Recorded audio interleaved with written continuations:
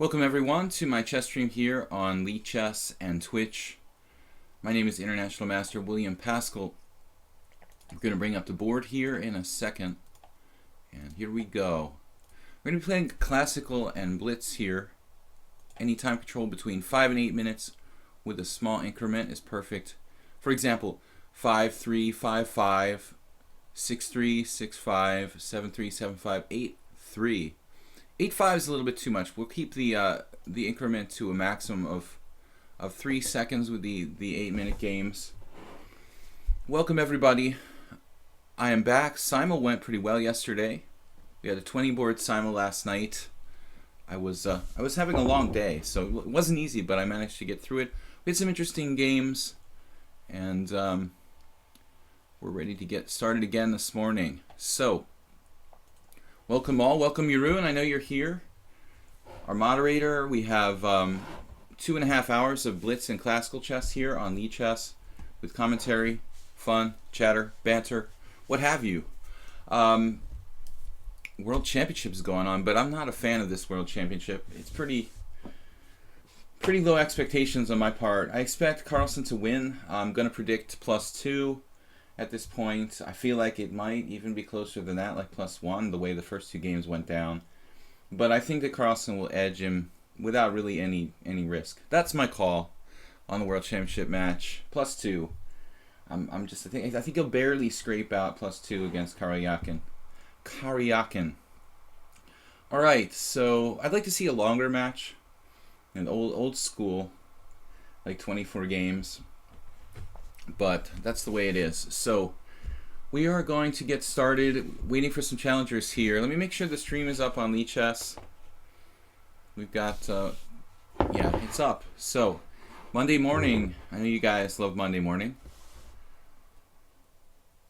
We'll do a review video, probably maybe a short one on a couple of classical games here during my weekly stream from last week. I think this week is a short week, guys. I'm going away on Thursday, just so you know. We're going away on Thursday to play in Harkon. It's an open tournament here in Hungary. So we might have to go to the well, there we got a challenge. I was going to say we might have to go to the well to get a game, but Mule Skinner is here. All right, let's think about Mule Skinner. He loves to play closed positions. This is like my opponent from yesterday. Unable to beat a Mule Skinner-like opponent yesterday who loves closed positions. I couldn't get him out of a locked position. Very difficult thing to do with some specialist players who really love locking it up, playing closed games. Though with white we should have a little bit more leeway, a little more ability to keep the position kind of and open in nature.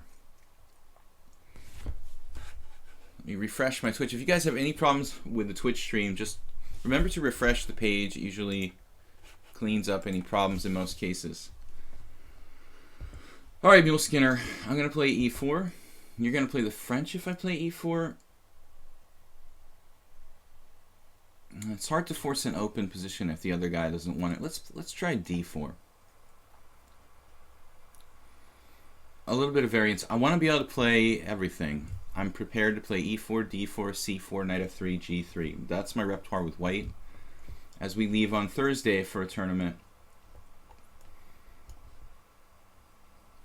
I'm going to basically try to have time to prepare for my opponents when the pairings are announced and kind of find their weakest spot and try to pick out, you know, which opening with white would be the most effective. Mule Skinner playing c5. Now this is a real surprise because the Benko is fairly open, as is the Benoni. So I'm pleasantly surprised to see this.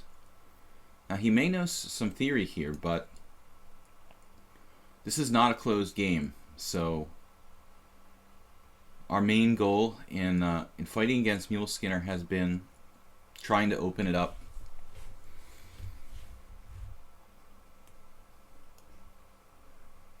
He likes systematic play like the Grand Prix attack with white, closed setups. This is interesting. Now, very quick knight bd7 without g6.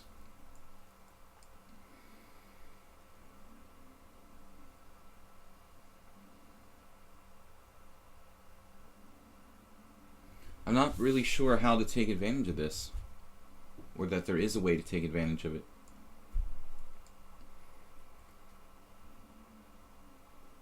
It seems kind of, well, it's obviously futile to try to hold on to the pawn on b6. I could play something like bishop g5. I don't think it's very good. Thus, we go with the natural move. Srochi, can you type in the name of the tourney? Yeah.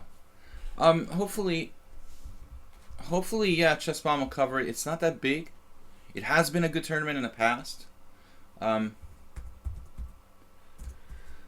It's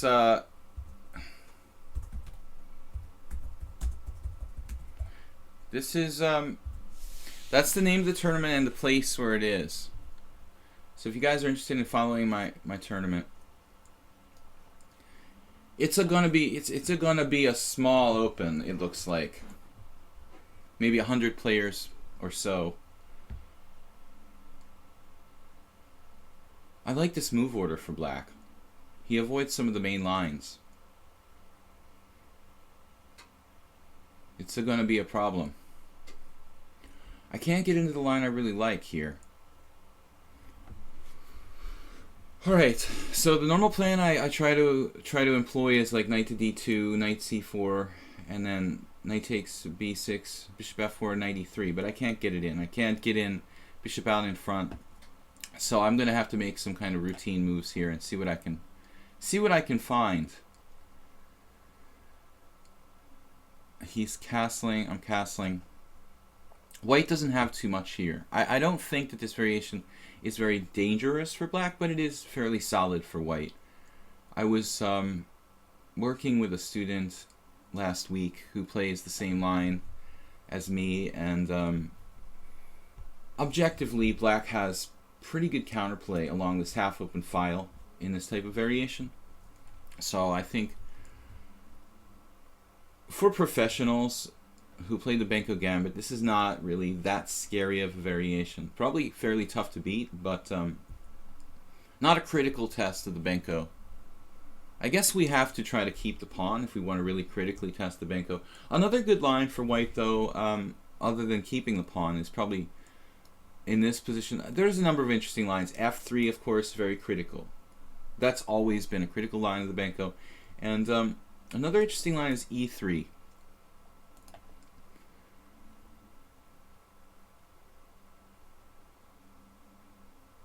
So my standard plan is not going to work here. I'm going to do this knight maneuver anyway.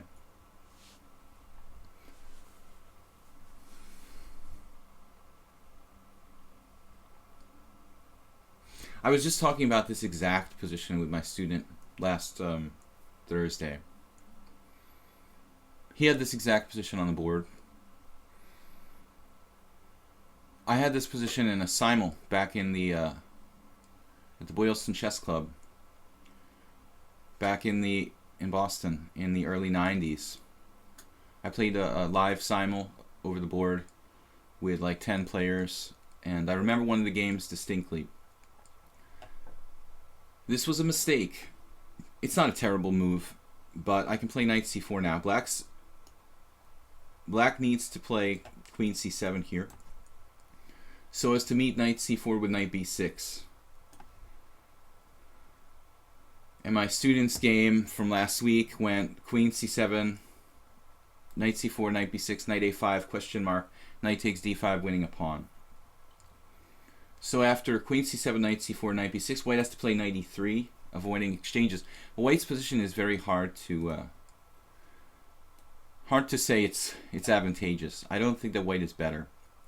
White has a little bit of space, but it's difficult to find a plan. Now I think white is at least in a position where he has a plan and there's hope for an advantage. 98 is not really the best plan for black. It's okay, but not the best.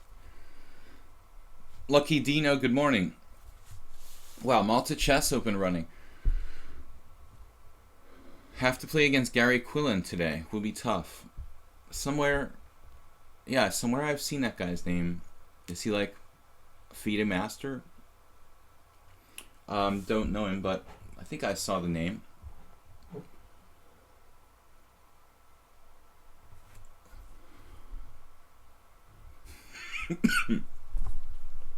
Alright, guys. I'm very happy to see 98. This is a bad move. You know, his queen wants to go to c7, but now his knight's path is c7, so he can't do both. So there's conflict. Now his knight doesn't have a place to go. This is bad coordination.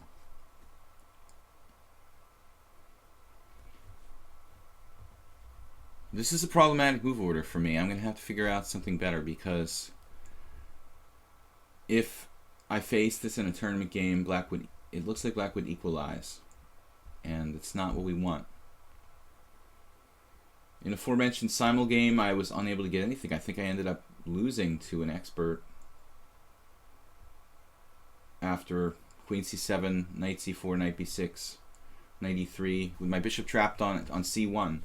If I maneuver knight c4, knight e3, it's essential that my bishop gets out here to f4, because if not, the bishop's blocked on c1. It can't get into the game, and that's very, very problematic for white. Okay, guys, so Thursday we will not be streaming. Thursday until next Thursday. So we've got a week off. We're streaming today, tomorrow, and Wednesday morning, and then we're taking off Thursday morning. So wish us luck. We will try to pick up some rating points at the very least. I feel like I'm playing well. We've played 3 tournament games. I've been better in all 3, but drawn all 3 in Hungarian Team Championship play. One thing I've got to avoid is offering draws in better positions. Yesterday it happened again. I was in time pressure.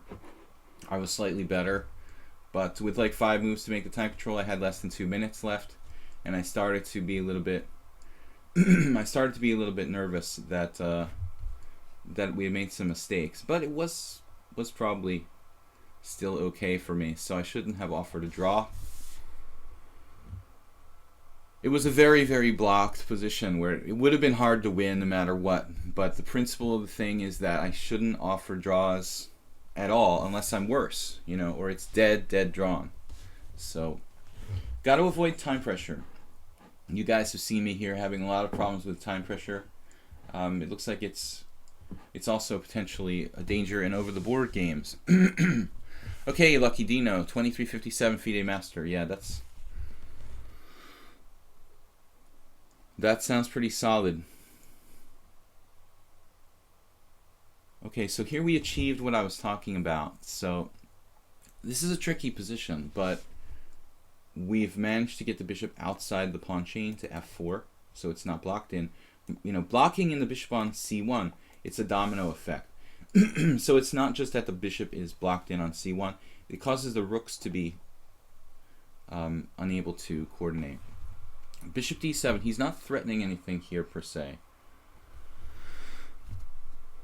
Alex Wojtkiewicz, in a similar position, got in knight f6, bishop b5 against me. He's actually just hanging his a6 pawn here. There's a small chance he could trap the piece with like c4. But it doesn't look right. I mean, bishop takes a6. I think we need to grab this.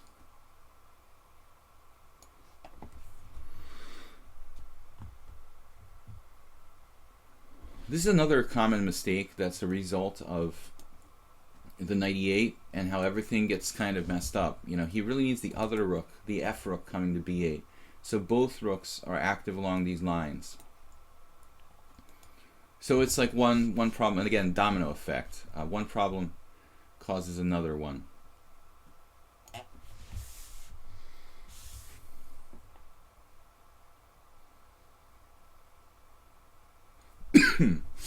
It does appear he has a little bit of compensation, typical kind of Benko stuff.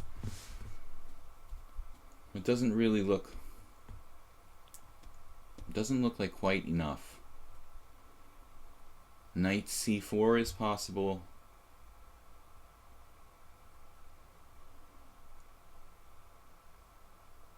To be alert tactically here. Maybe my e4 pawn. We have to keep an eye on this guy.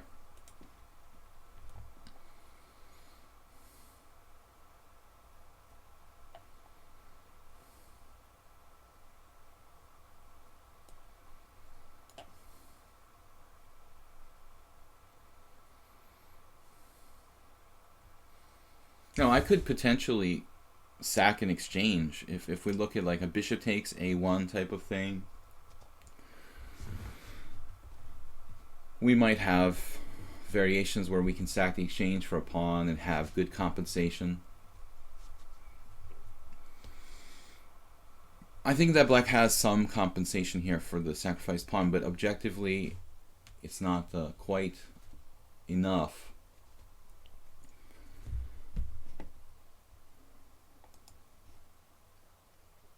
Maybe we can consolidate by taking on a4 and playing b3. If we get in a solid structure like takes a4, b3, it usually shuts black's counterplay down. But I have to get the rook off of a1 to do that.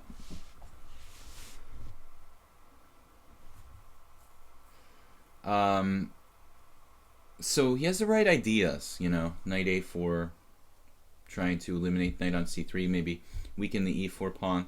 Now he's got the pressure on e4.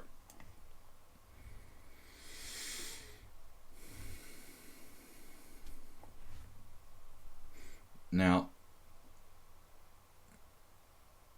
a couple moves are possible here. Bishop d3 or f3.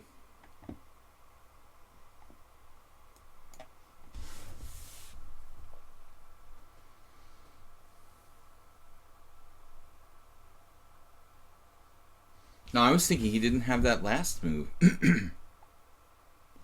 I thought he should have had that last move, and I didn't mention it. It looks like he's got something here. Why wasn't this not possible last move? Rook takes b2, knight takes b2, bishop takes c3.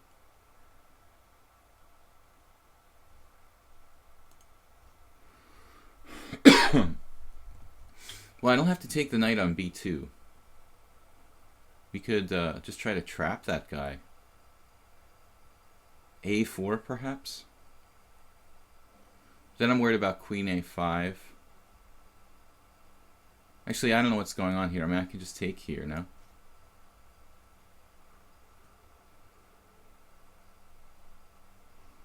What happened? Rook takes b2, knight takes b2. Yeah, I mean, this rook sacrifice was much stronger the previous move. So, without the knight on f6, he has rook takes b2 here. Knight takes b2, bishop takes c3. And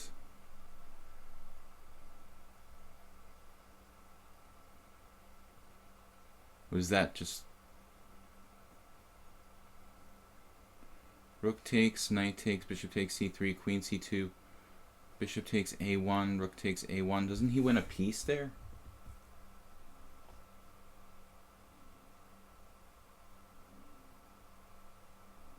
No, I'm crazy. Okay. Rook takes b2, knight takes b2, bishop takes c3, queen c2. Right, he's winning two pieces for a rook. Okay. He's winning two pieces for a rook. Now he doesn't have enough compensation. In this case, he's now down a rook. The other variation, he had two pieces for a rook. He's almost checkmating me. If he could just get his queen to h4, it would be mate.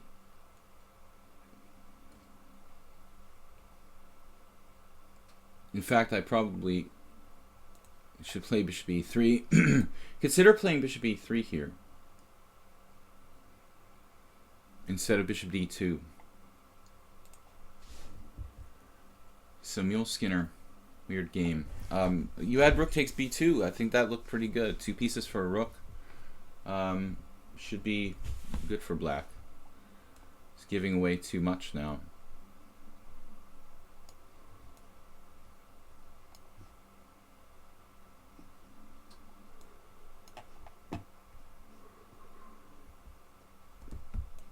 Here he's just down 2 pieces.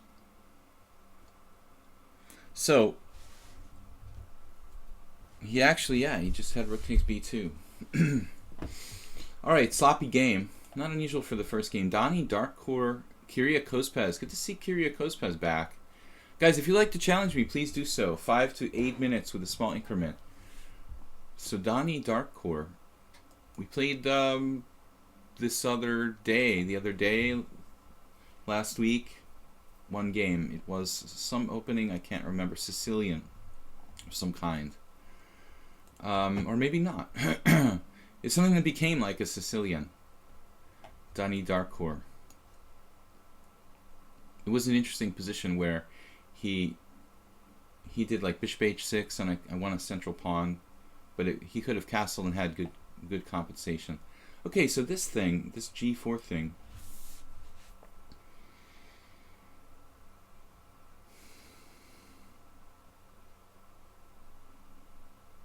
it's like against the Grunfeld, right? You can do this.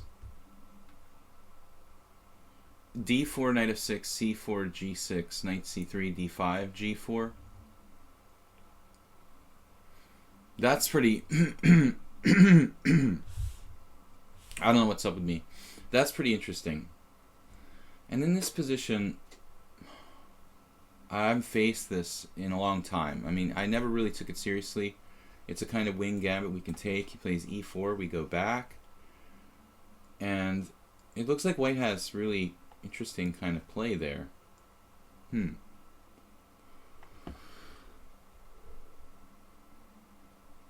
Well,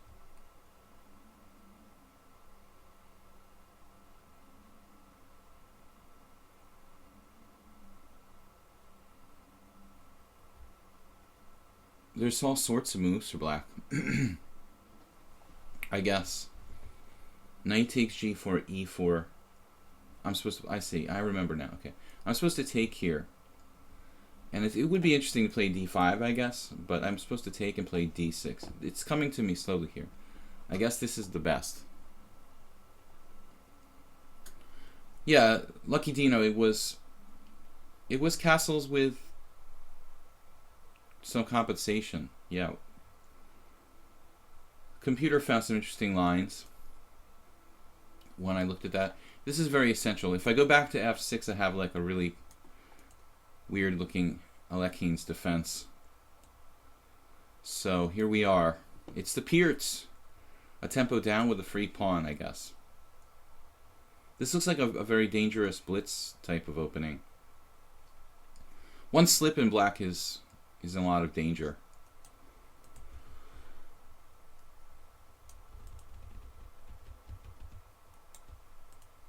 e5. e5 has to be pretty solid for black. But on the other hand, I'm going to need to play g6 at some point to guard the file. You can play this like a Pierts with c6 and g6. Or e5.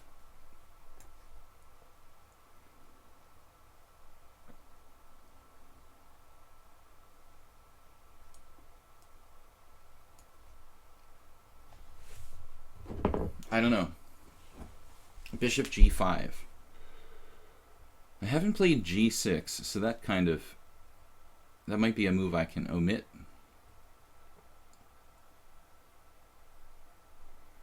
Oh yeah, this is a blitz game. Just gotta be realistic about the fact that this is simply a blitz game. And move a little bit faster here. All right.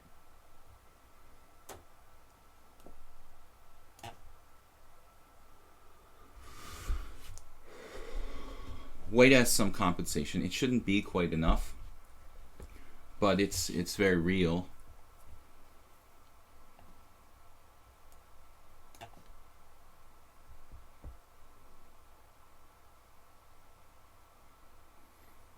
Basically, a Philidor, Alexei Shirov would be.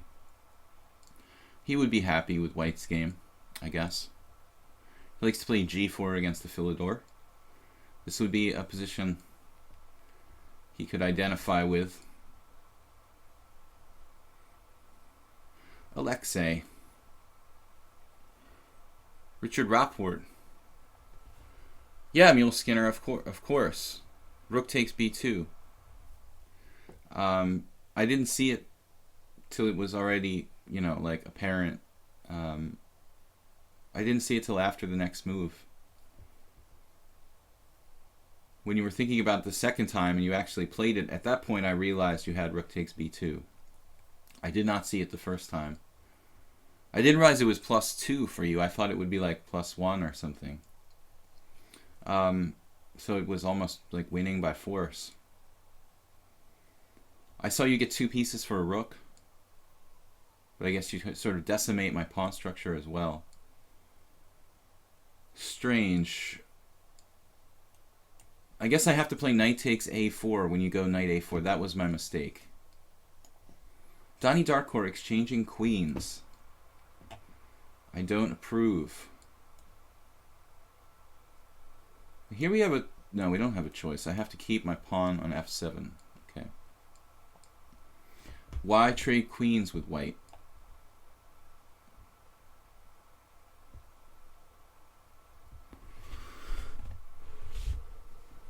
I want to develop my pieces.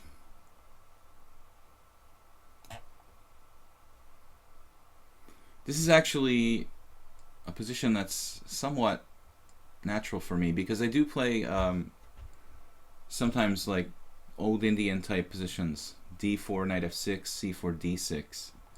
So I do get games along that with that kind of position fairly often. Now what? We have some tactics? No. He wants to play knight g3 and knight e5. Knight f5, excuse me.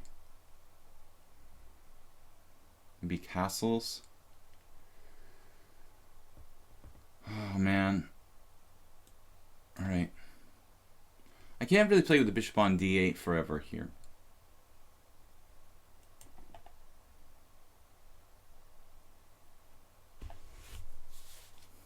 I was thinking about other stuff, but I think it's best to stay compact. I can't allow him to play knight f5. This is not allowed under any circumstances. And I don't really want to give up my white squared bishop for that piece.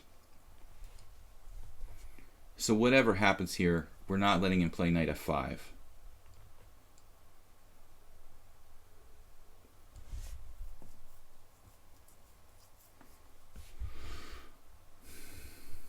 He has to be careful of tactics based on the fact that his bishop is unprotected on g5. There's like discovery ideas. Unfortunately, I'm a little bit underdeveloped, so it's hard for me to make that work. I'd like to trade dark squared bishops and reach a winning ending, a pawn up. Not easy to see how to do that, though. f4, wow. He wants to open lines.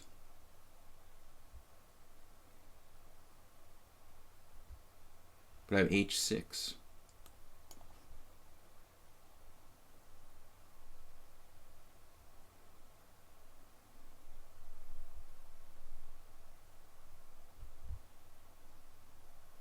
Now I'm just taking on f4. Okay, there's some tricks here. I'm just putting my faith in the fact that he has 100 pieces hanging. That should be good for me, but he doesn't really have 100 pieces, just one hanging. He also has one that's getting trapped in a lot of variations. Bishop takes f6. I thought e5 was interesting there. Looks like bishop takes f6. probably not good enough.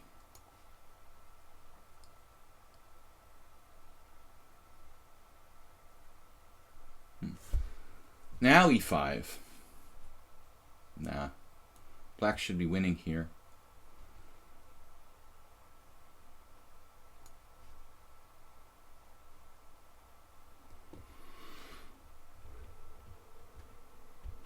We could just get out of the center. We're up 3 pawns, so it's totally winning. Gambitier.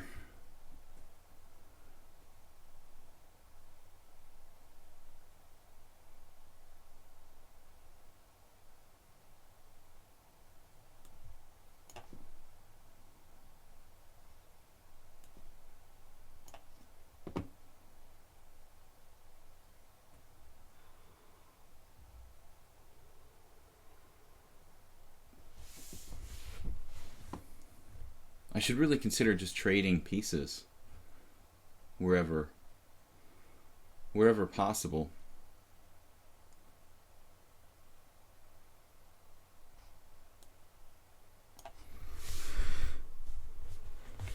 Pin it and win it. I'm sure you guys have heard that one.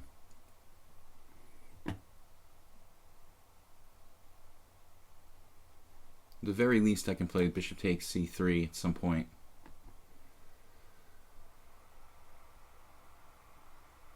Bishop takes e4, bishop takes c3.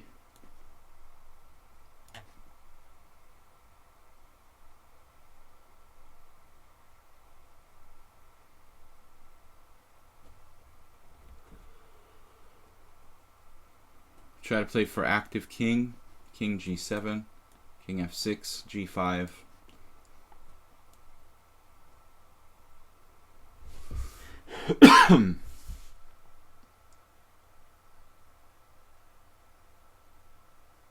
Starting rook takes f4 here, plus king h7 or something.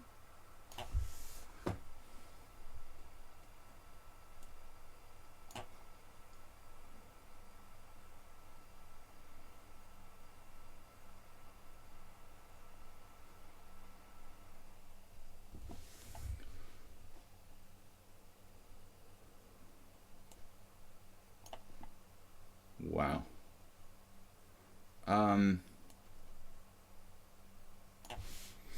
Okay, it's weird enough. I'm just trying to trade some pieces.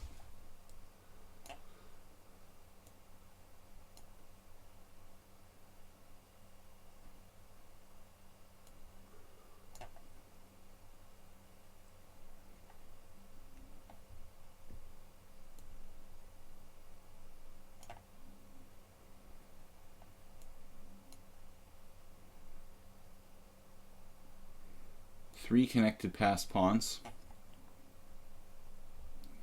We're gonna do what we can to convert.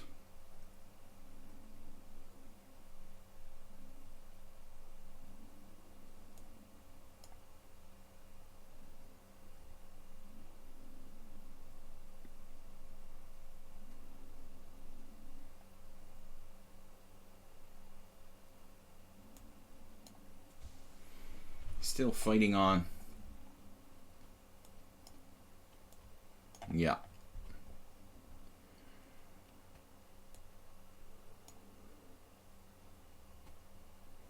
Inspired Gambit game, but not enough.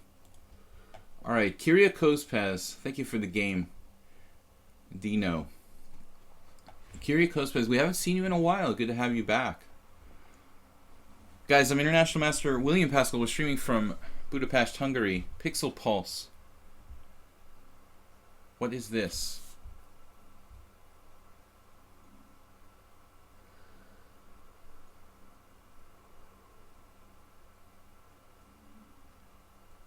What are you guys talking about? Alright, welcome everyone.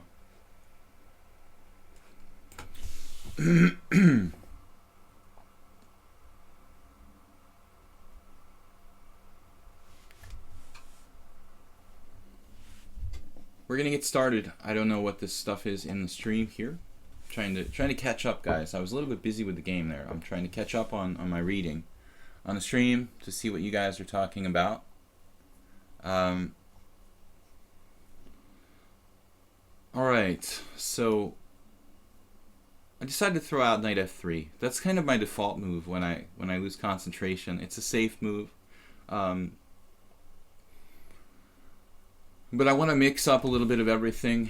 I want to be able to play various openings with white. We've been working mostly on e4 over the last month or two. Online wiki, see what's up. In Hungarian, we say hello by saying "szia," and it's always funny because it kind of sounds like, you know, what you'd say in English when you said goodbye, like "see you later," "see ya," but it's just a coincidence. Okay, so Kyrgios actually plays the Marshall defense, which normally would go like d4, d5, c4, knight f6. It's not really a trustworthy opening for black, but there are some interesting traps.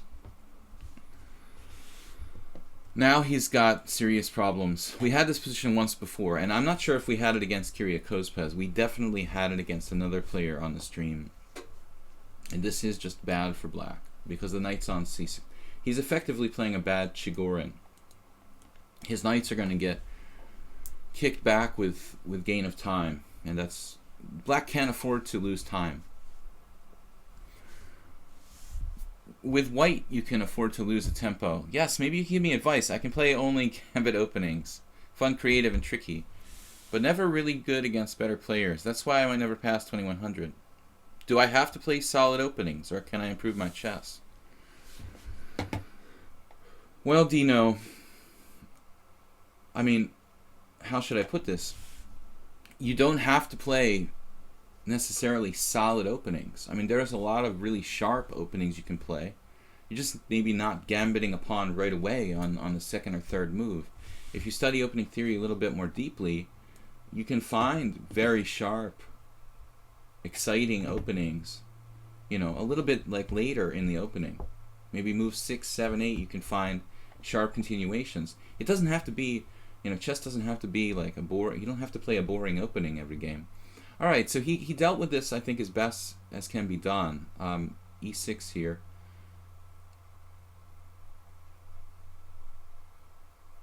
I'm going to play this move. It's pretty conservative, actually. Bishop d7. I prefer c6, probably in that position. We have this intermezzo, which should give us some positional advantage. Yeah, Lucky Dino, I mean, you don't have to play boring openings just because you're not playing gambit lines. I mean, there's certainly a lot of sharp, exciting openings in chess that you could explore.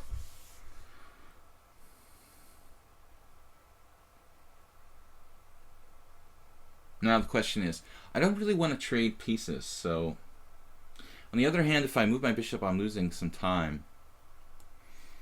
I guess we're going to play bishop c4. This looks like a pretty relevant diagonal, and I don't want to trade pieces here. You could play bishop takes d7 and have some kind of Karpovian edge, but basically I'm helping him develop if I play bishop takes d7 check. My idea was to weaken his structure. Now this is a terrible move, h6. He's going from the frying pan into the proverbial fire.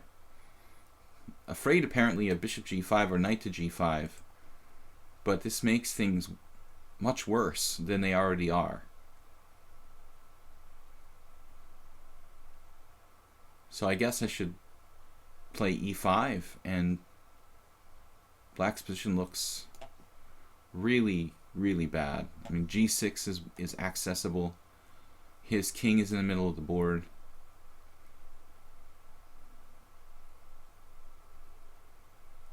If this was Crazy House, it would be over, right? I don't play Crazy House. I mean, I haven't ever seriously played Crazy House. I did occasionally play for fun years and years ago. but I understand the principles. The principles of Bug House and Crazy House, I understand. I mean, this would be like fatal for black. So he's sort of hanging on here.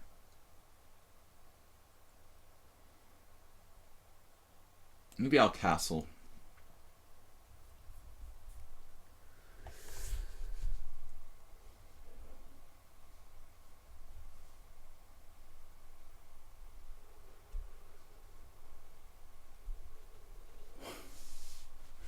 Do you troll for free? Because I'm sure you could find a major political candidate to support your more, I don't know, let's say more focused trolling. Knight c6 here. If you're going to troll, you might as well troll for money. Queen b3 was my original plan, but that's actually running right headlong into knight a5. So let's not say we did. We have a good game. We're up a massive positional advantage. Can I say that? Up a massive positional advantage? We're not up any material. We do have a huge positional advantage. But he's hanging on, and I don't like it. And Kyrgios is playing quick. So this move is so he can castle queenside, but his knight is buried on g8 now. Just not really sure how to execute black here. b4 is an interesting pawn sacrifice. Looks a little bit, maybe a little bit unnecessary. Just make a solid developing move.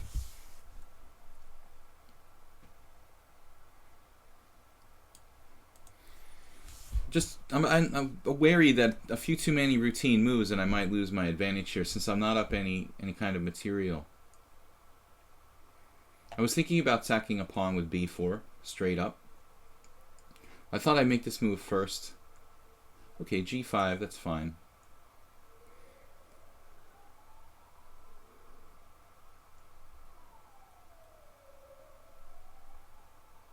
We have knight to b5.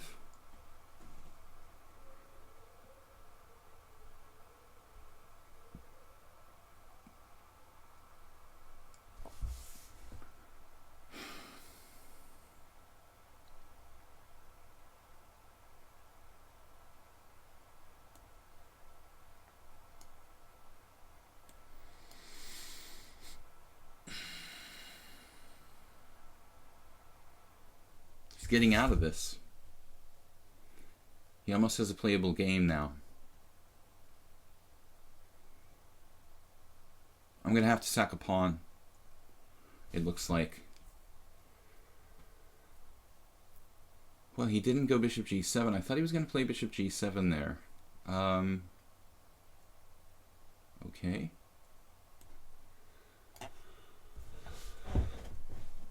Heading for the c5 square, some attack against the black king, hopefully. Black's position almost makes sense here. He's putting pressure on that guy, the e5 pawn.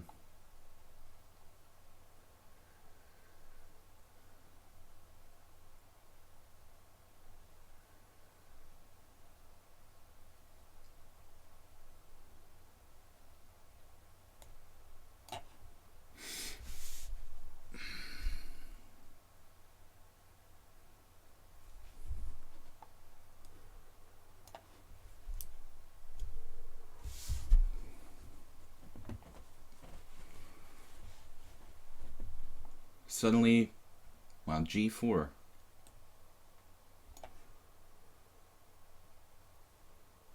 We have two bishops, slightly better pawn structure.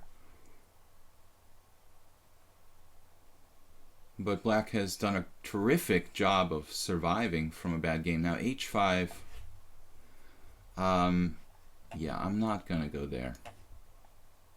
I'm gonna decline that. Opening the H file, it's a little bit dangerous.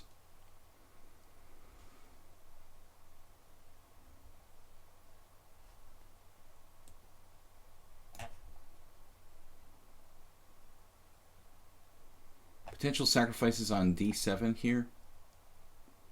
I'm not going to let him open lines against my king. So g3 is basically forced.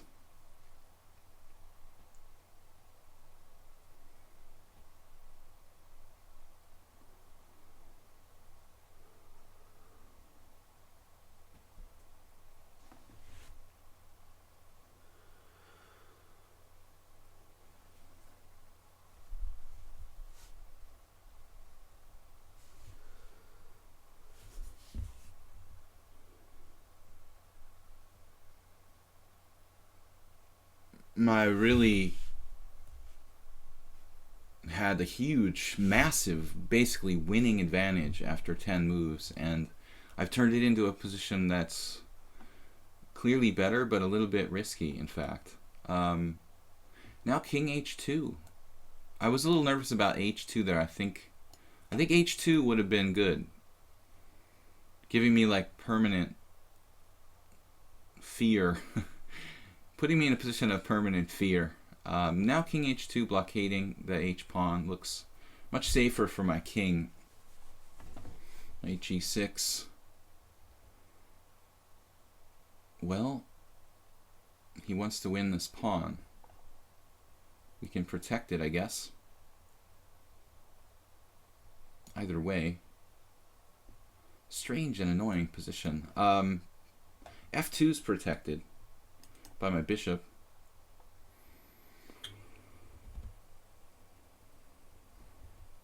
Should be good for white, but it's a strange blocked situation where there's no pawn break for me, and it's actually quite difficult to break through.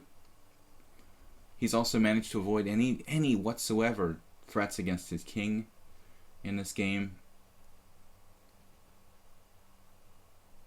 and develop all of his pieces. Really bizarre play, but effective. It's actually working now. So I don't know. We're up a pawn, but it's very hard to break through. And our dark squared bishop is a good defender. Our king is a little bit open. Looks like safe enough though. It's hard for him to attack it on the white squares. Here he's trying to get something going. It looks like with queen f7. Man.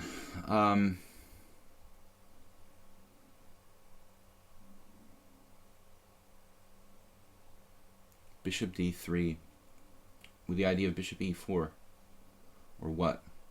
Or eliminating one of these pieces. It's scary how much play he has on the white squares here.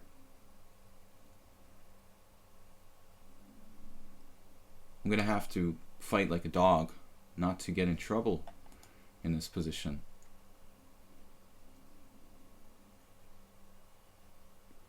Strange position.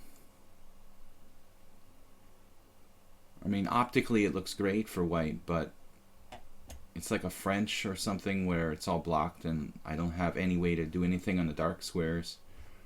All my pawns just fixed on these dark squares, immobilized. My king is stuck on h2. I've got to be careful. No way to break through against him. I should have found a more fluid and dynamic way to play earlier on. Instead, I end up with this extra pawn in a technical situation. I can't mobilize this pawn, it's blocked. My extra pawn can't move. I can't really prove my advantage here. I was hoping I could put some pressure on his king somehow, but originally my idea was to use the c file. Never got there. The point here is that f2 is protected, so he can't do any kind of sacrifices on e5.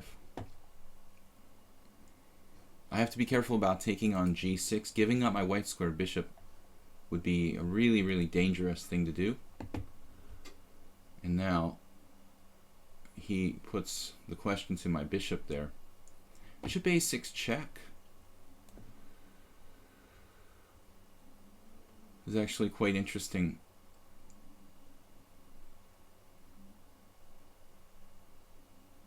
But on the other hand, probably just decentralizes.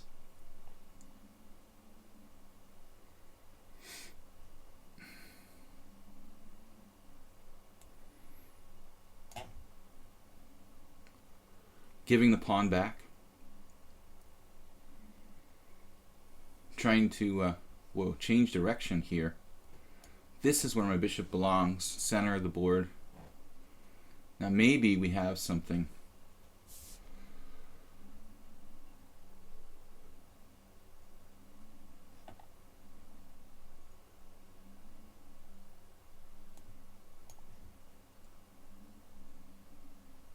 Queen a6 check, king d8. He stays alive.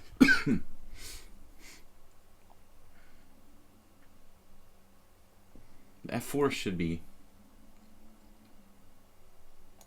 check in F4. No, F4 right away.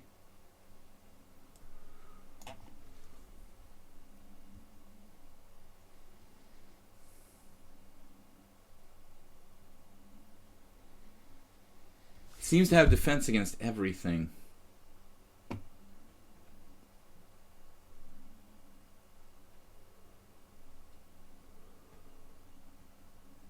Instead of F4, maybe bishop D4. Even that was sketchy. Nice, knight C6. This should be winning for me.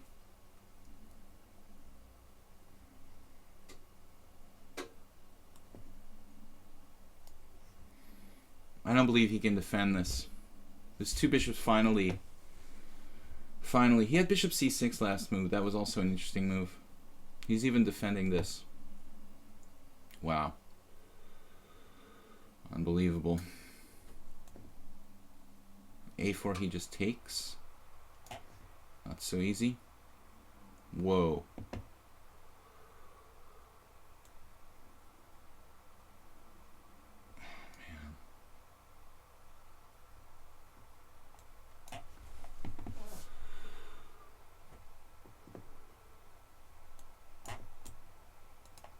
How fast he's playing too.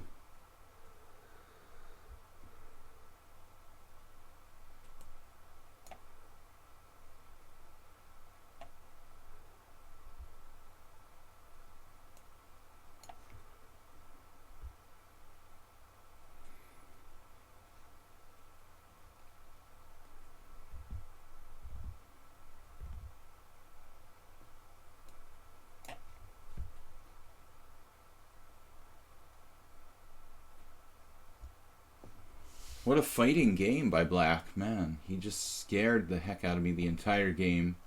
Alright. Tough game. I think you had a really playable position after the opening, which was initially very bad. At some point, you were probably at least equal.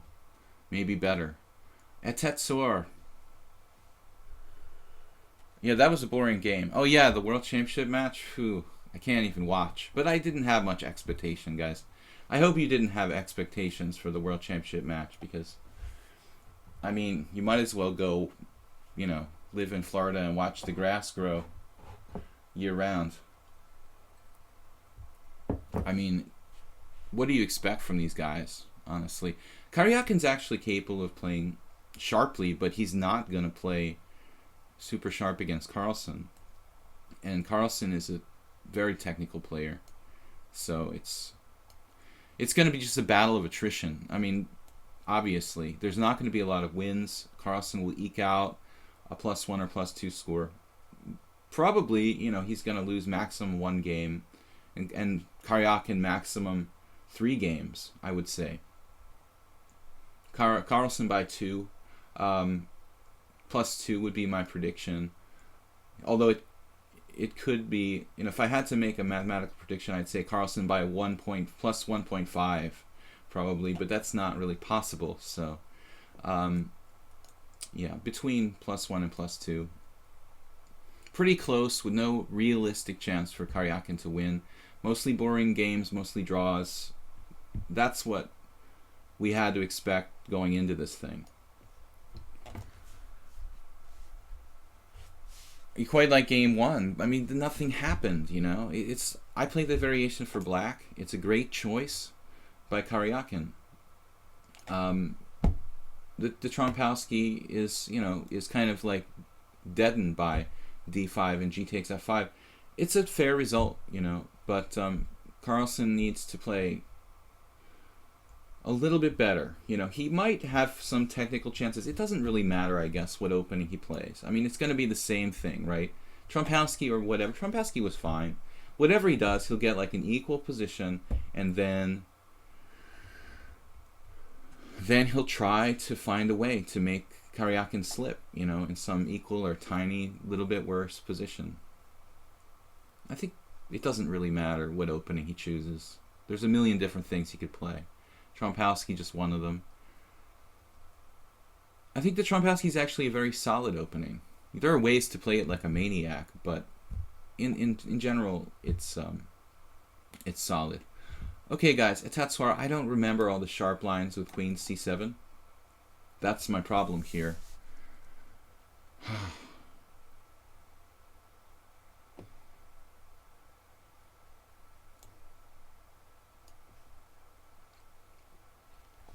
There's all sorts of moves, I know. The Trump as a champion, a championship opening? No, I mean, Carlsen's, you know, he's not a guy who tries to, like, theoretically,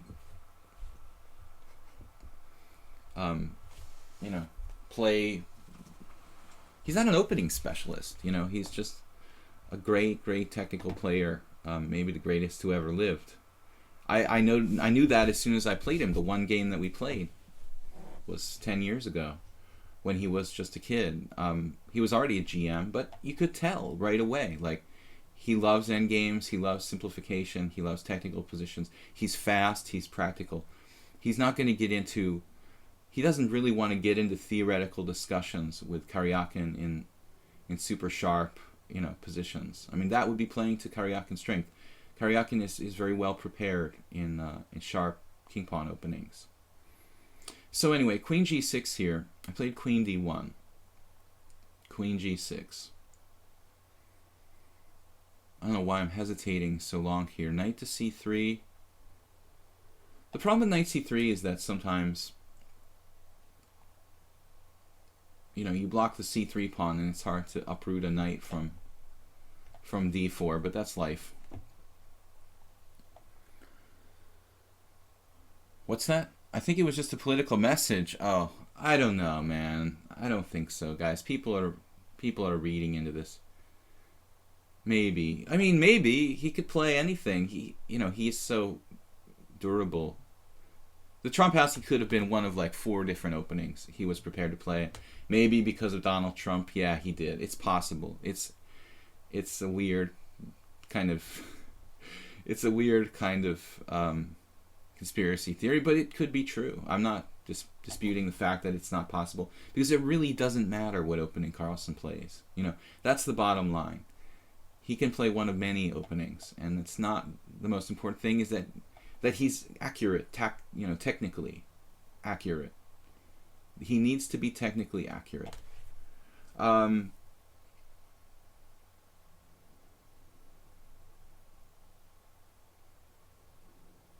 I'm a little bit worried about this.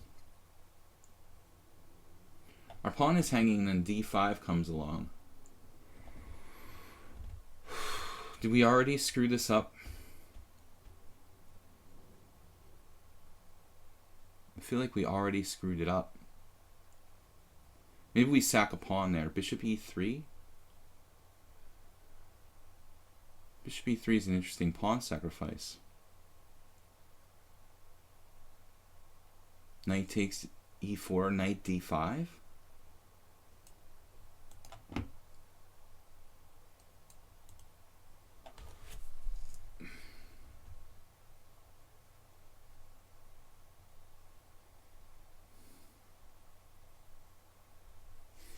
I know in some lines you're supposed to play H4, but I don't remember exactly which lines that is and when. I'm going to have to really study this Lowenthal variation. It's been years since I looked at it. It's so infrequently played that it doesn't seem like a good use of time to study this line for white, but it does pop up now and then, and I need to refresh my memory on some key lines. All right, we've got to guard the pawn. I don't know what to do. H4. Knight takes E4. H5.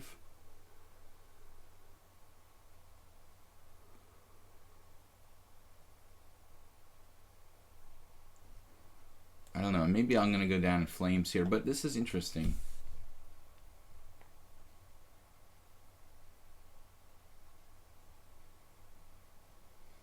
It's got a huge time advantage. Are the time controls the same for all the games in the World Championship? Absolutely. I mean, maybe there's another time control in the event of a tie or something. But, of course. Alright, guys. What did I do to myself here? H5.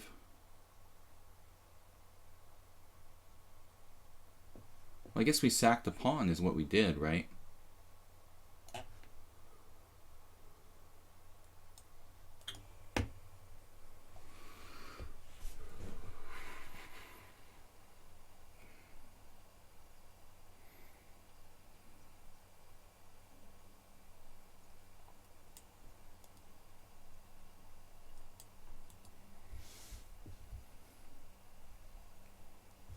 I don't know realistically if I have enough compensation. Black has a lot of weak squares. The H-pawn will give us some attacking chances on the king side, but I mean somehow it doesn't feel 100% correct for white. This whole line. Yeah, queen F5 is forced. Now I have mate to deal with. So knight takes E4, bishop E3, and that's a problem. Maybe I don't have knight takes E4. Maybe I have to play bishop E3 straight away here.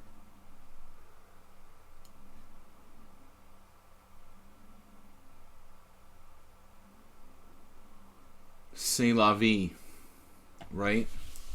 État soir. C'est la vie.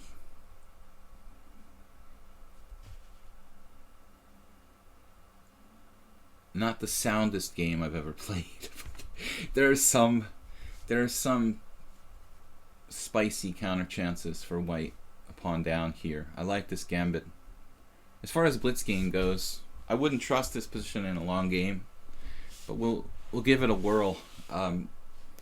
We have really active pieces from their original squares in most cases. Yeah, G4, queen takes F2 mate. Pretty much anything, queen takes F2 mate in that position. Knight takes E4, unfortunately. I could have played knight takes E4. Maybe knight takes E4, queen takes bishop E2, queen takes F3, bishop F3 with some compensation. I trap his queen there. Actually, maybe that was better not to... Although, no. If knight takes queen takes bishop E2, he has knight D4. No, this was forced. This pawn actually keeps his knight out of D4. That's pretty useful. And what does my pawn structure matter here anymore, now that I'm down a pawn? We're just going to try to...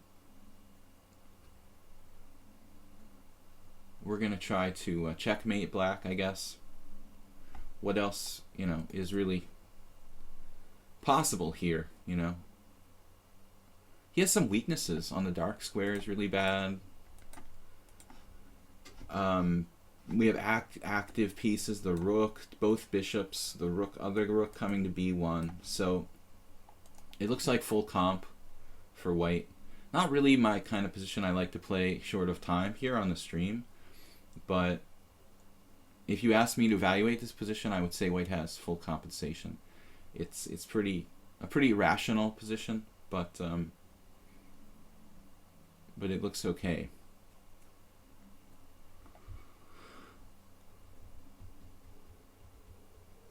We'll see what he does. It might be harder for black to play than for white on a practical level. That's why he's using more time.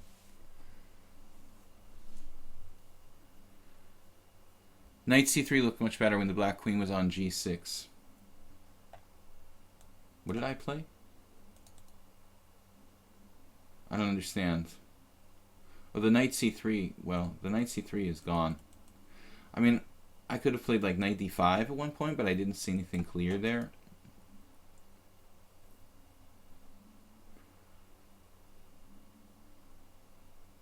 We should have very good attacking chances. I mean, the rook is kind of handy here, getting in the game behind the h-pawn. The double pawn's fairly useful, as I said, controlling the center. Black to play, interesting position.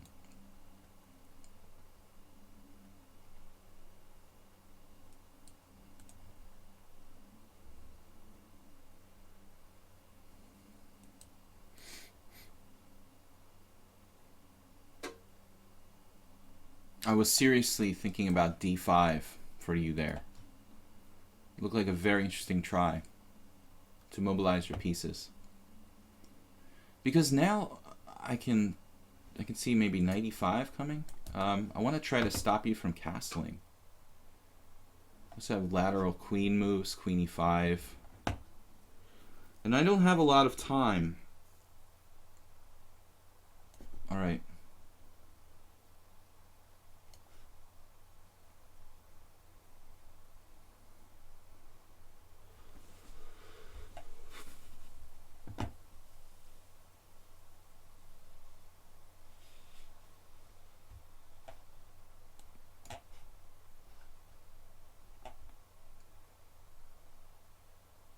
It looks like lasting compensation.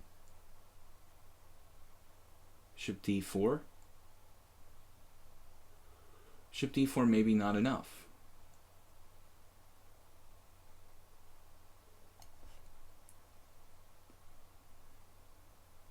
Obviously, I'm not thrilled about trading queens in a position where I was trying to attack him. Wow, d5 now. Ooh. That's really a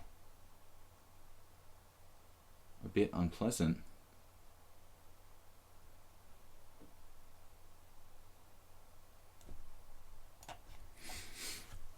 All right.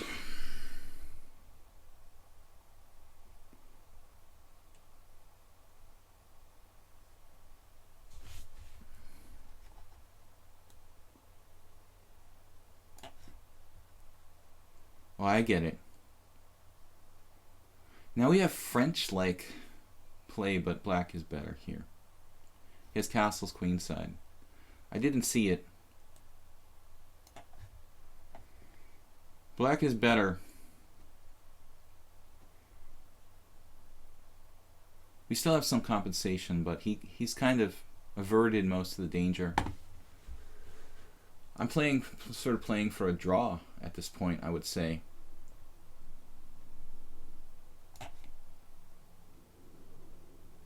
Not playing for a draw, but a draw would be a good result. Let's say that.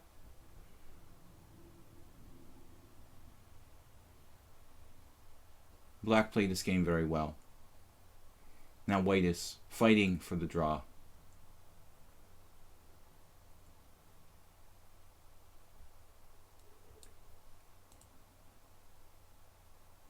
It looks like a winnow or French. But anything could happen. We have two bishops, a good king position, open B file. It's pretty dynamic. Constantly I'm in time pressure.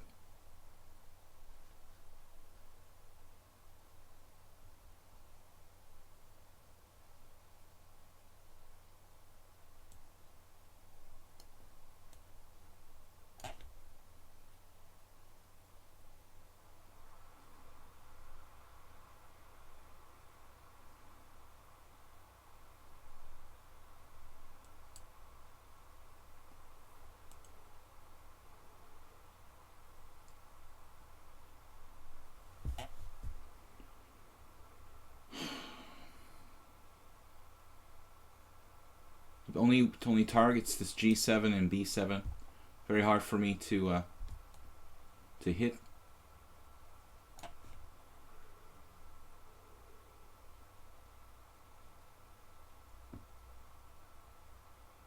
starting to have minor hallucinations, which is always a bad thing.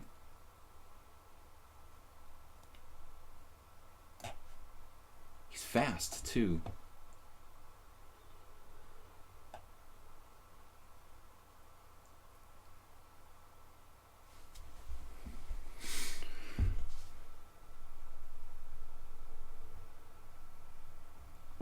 Maybe if we get him into time pressure, things will change around here.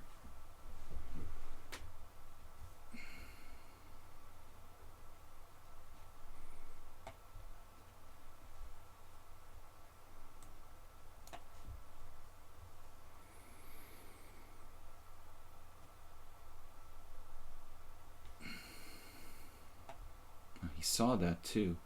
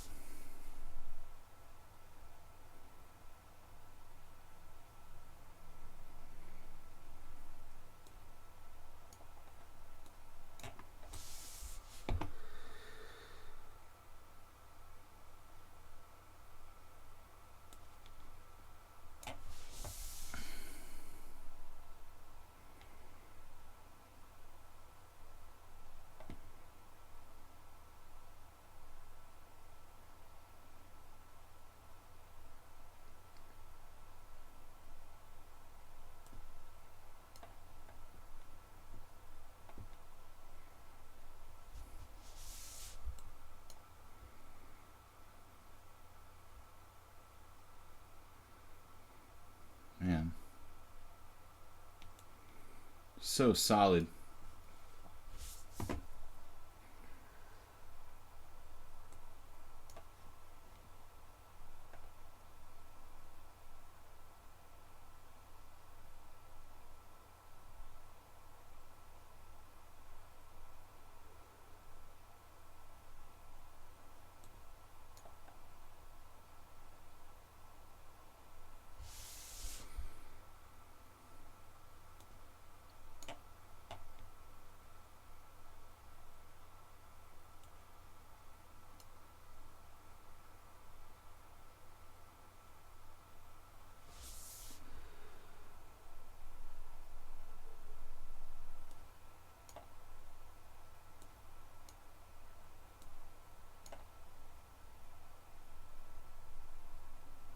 The onus is on him to try to win this position. Wow.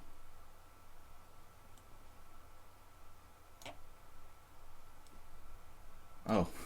I thought I lost on time. The thing just suddenly claimed a draw for me. Etatswara, nice game, man. Nice game. Alright, I played poorly there, but not too poorly. Opening is screwed up by me. Yeah, you're actually close. You're actually close to some kind of exchange sacrifice here, like rook takes d4, pawn takes e3. If your king was a little bit further in, so Etatswara, I'll give you a kind of useful concept.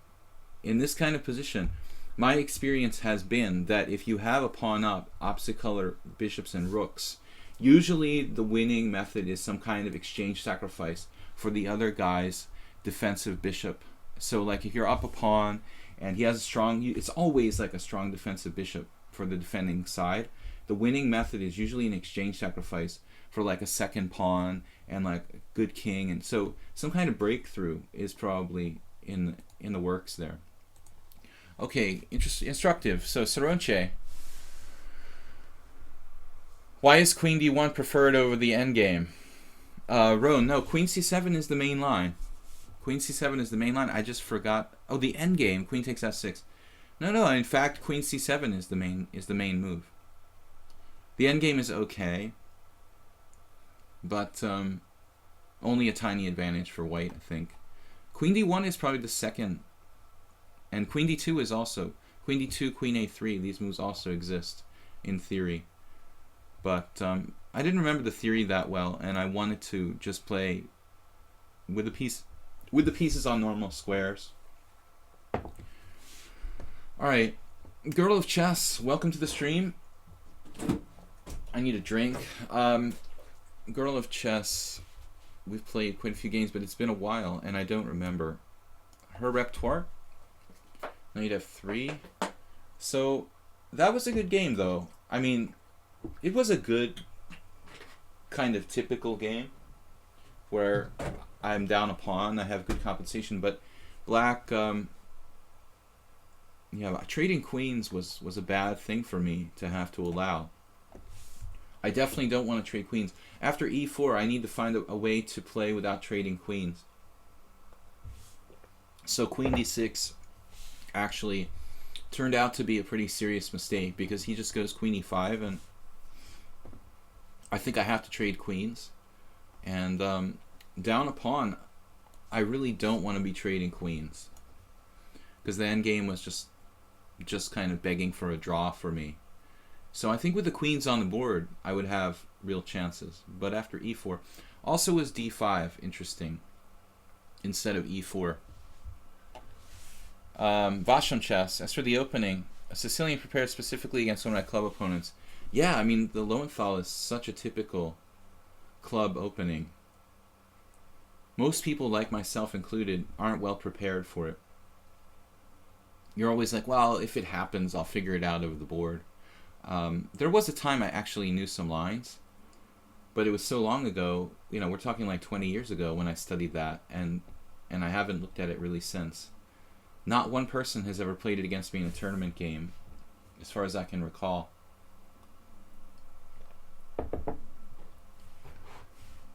I remember once seeing this guy play at a Master 2200, a dangerous kind of kid.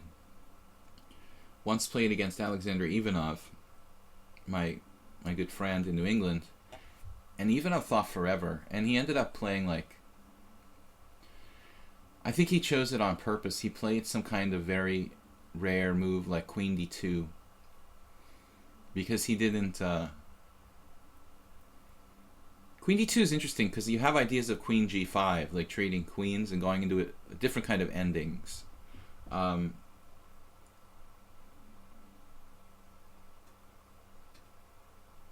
Other ideas with queen d2, not really sure. It defends f2. Obviously, that's important, because that was a problem in my line. So, Girl of Chess with the early b5. I'm not, you know, not going to try to punish that. A master of holding a position and recognizing when his opponents make a mistake, and punishing them. Yeah, I mean, I try to play very solid chess, basically, and play for accumulation of advantages. That's my default approach towards teaching other people. I mean, we're human beings, we're not computers. Some people are blessed with fantastic calculation ability, but for most people, most chess players, we need to have something tangible we can kind of grasp, you know. So general principles, accumulation of advantages. Those players who are pure tactics are pretty rare.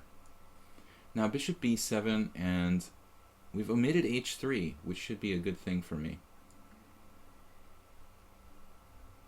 So d4.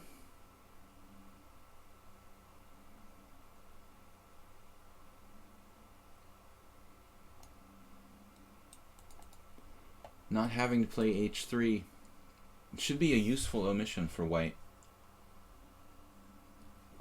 I have seen, there are some Grandmaster games where black played like this, but it's pretty rare. I mean, most people play d6. d6, or obviously d5, the Marshall Gambit.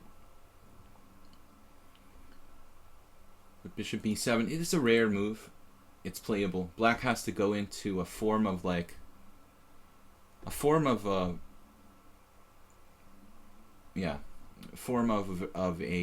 variation where I haven't played h3.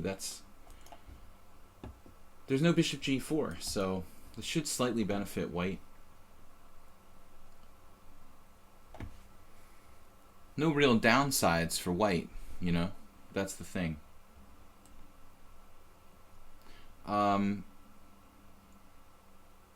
Just a minute here. So if I play knight to d2, you have pawn takes pawn, pawn takes pawn, knight b4, threatening knight to d3.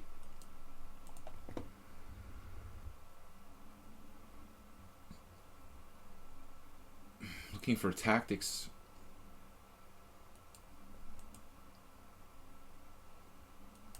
h3 would transpose. h3 would transpose to a normal position. But why should I play h3 here? Just to transpose to a normal position. We should have something more useful. a4.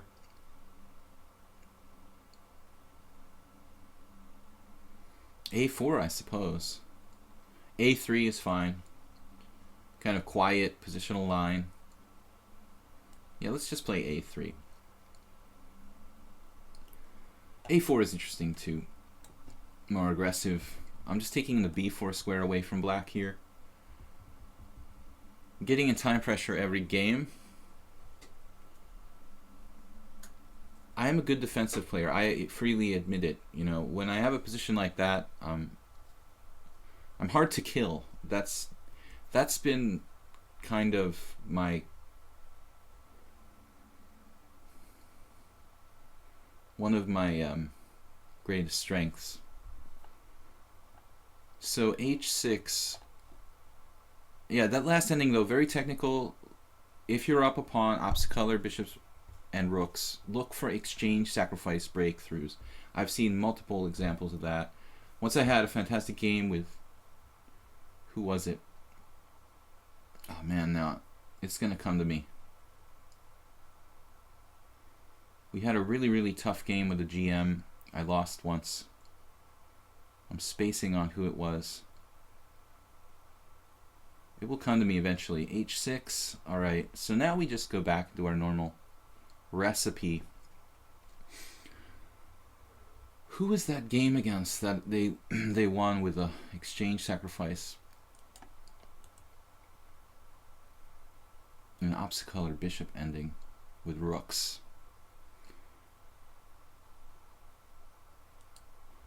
Once I beat Irina Krush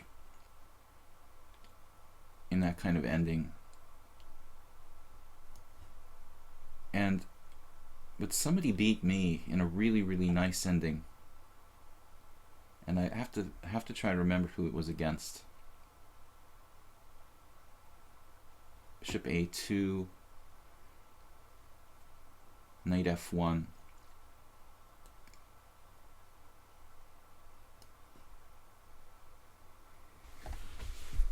I'm also trying to play these lines for black, but normally the white pawn would be on h3.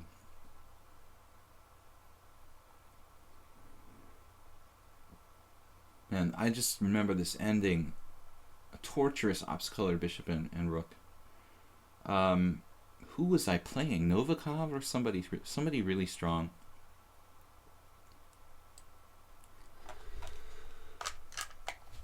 It might have been Novikov, but I don't see how that makes sense. It's really hard to remember. I used to remember all my games, but after you reach, 30, things start to go downhill. Actually, after you reach like 2,000 tournament games, it gets a little hard to remember all of them. I don't know if it's my age or just the volume of games that I played that's making it hard to remember. I need to take more ginkgo biloba. Who was that ending against? It's just really bugging me.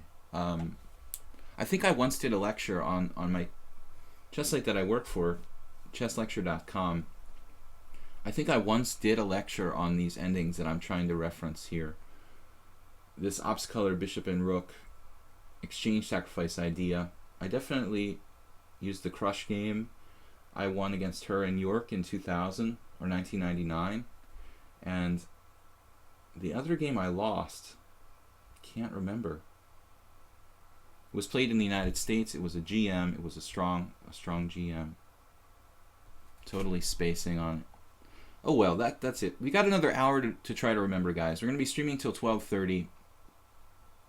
King h8 here is a blunder. dropping the f7 pawn. King h8.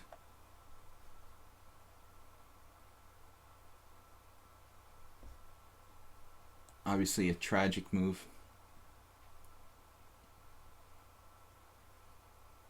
Under the circumstances for black. This pawn is absolutely key.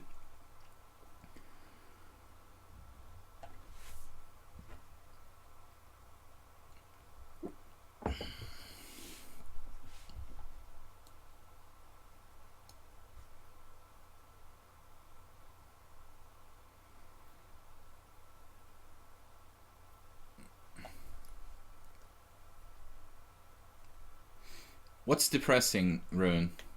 Computers are unreal.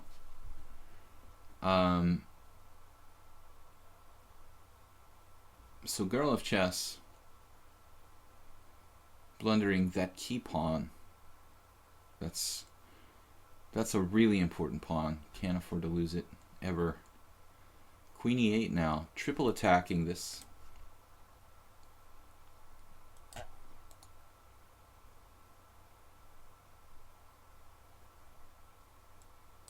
Can bring even more pressure to bear with bishop on b7, so I'm not sure, but e5 is an option.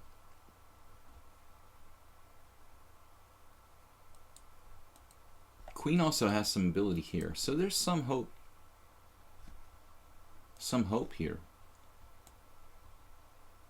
Alright guys, we have 5 challenges. Let's check the challenges. Geese, Inocuo, 7-3, 5-3. Bibip actually beat me in the simul yesterday. 6-4 constant change. So I don't think we need any more challenges, guys. Those 5, if those guys stay around, that'll be the maximum games we can play today. I'm not guaranteeing 5. I would guarantee 4, but depends on how long the games take. With the blitz game, there's some chance of making 5. So probably, unless if no one drops, we don't need any more challenges for today. Man, that game is driving me nuts. Was it Gregory Serper? I don't think so. It's weird. Kudrin. No, it was...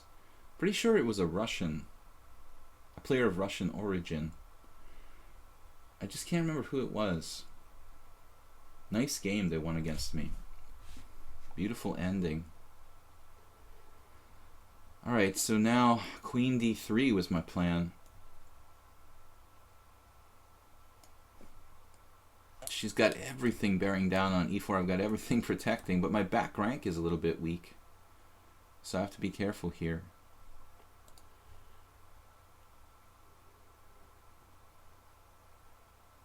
Knight takes e4. Rook takes e4. Bishop takes e4. Knight takes e4. d5, knight f1 or something. I don't think that black has any tactic on the long diagonal, on the back rank that works here. It's close, but I always have something interposing on f1.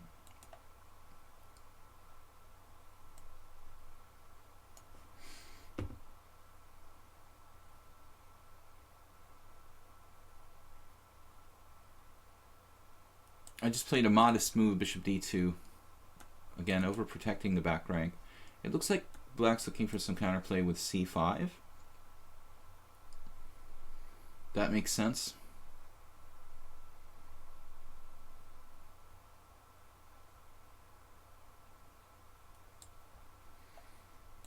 Man.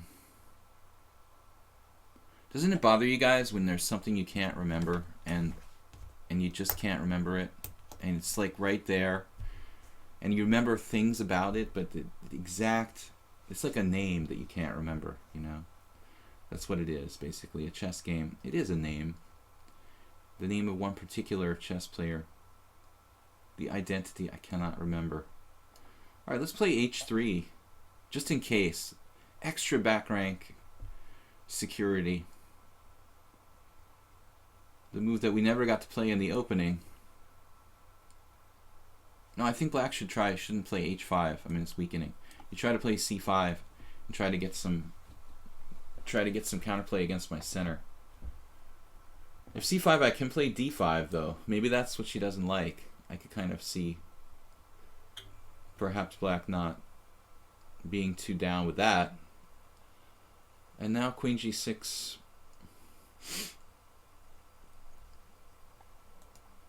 There's all sorts of possibilities. Knight h4. Yeah, knight h4 looks pretty tough because we're going to play e5 next.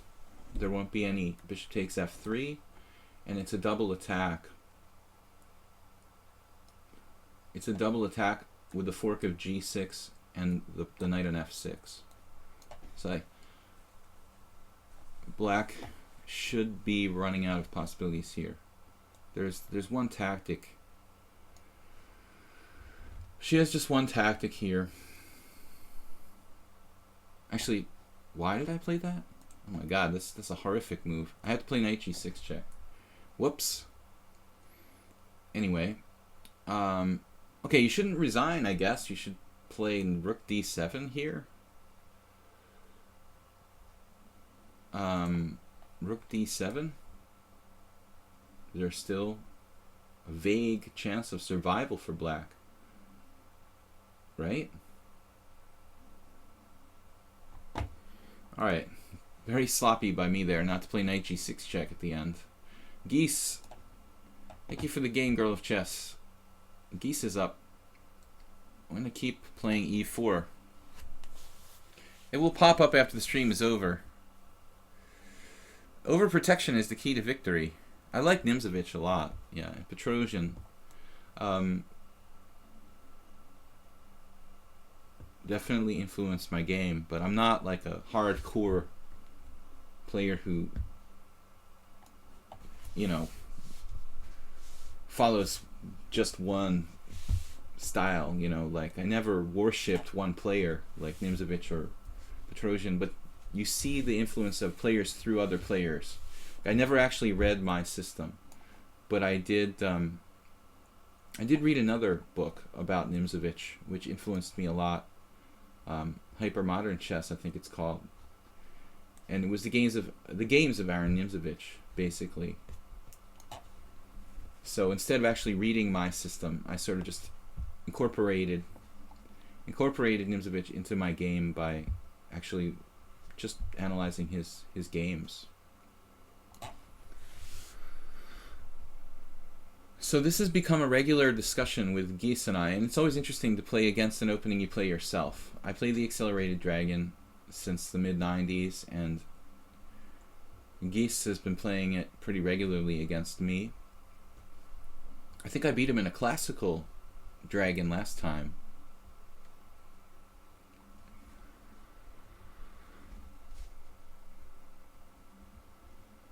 Now, you see a lot of people make the mistake of playing f3 in this kind of position. But the problem with f3 is that queen b6 happens. f3, I actually lost in a simul here. f3, queen b6, bishop b3, knight takes e4, knight d5. It's actually a forced draw. Not technically a forced draw, but an equal position, where I lost to a guy in one of my simuls with black in a position that should be equal. So you can't play the white side of the Accelerated Dragon as if it was a normal dragon. You cannot really castle queen side aggressively because black has the constant threat of playing d5. And the idea, as someone stated in my stream the other day, was that they asked the question, isn't d5 the idea in the Accelerated Dragon? Yes, this is one of the main ideas. To be able to play d5 in one go changes the whole dynamic of the opening, as opposed to like the normal dragon, where black plays d6 early. On move 2, usually, obviously. 100 years ago, the Nimzo India seems like insanity. 100 years ago was 2016. I mean, 1916. A6. I don't know what's up with a6. I could take on c6, but it certainly doesn't seem Doesn't seem correct. I would think after a6 we could try to revert to some kind of dragon.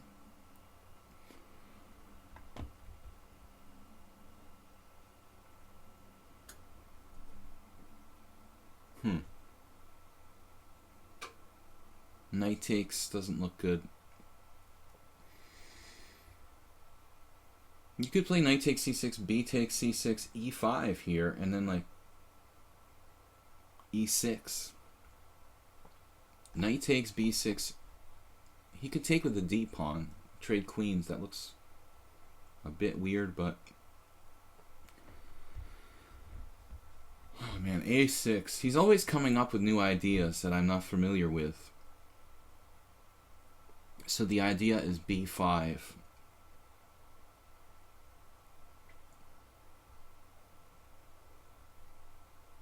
How are we going to deal with that? Black tries to play b5. Wasting all my time here, but I want to play the right move.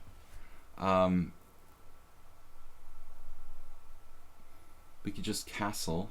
Then after b5, what do we do? We'll figure it out. I mean, if nothing else, I can play a3 and just play a normal kind of position. b5 is pretty unambitious. I mean, a3 is pretty unambitious.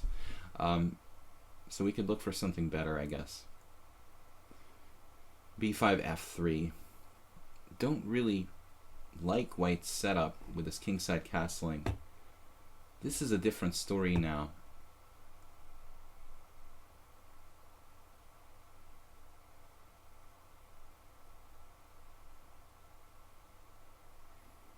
It's like Fischer. It's a little like Reshevsky-Fischer, where Fischer-Reshevsky, where he like got in bishop takes f7 and oh yeah, isn't it almost Reshevsky, Fischer-Reshevsky, e5. Well, now he probably has to play what, knight e8. What the heck?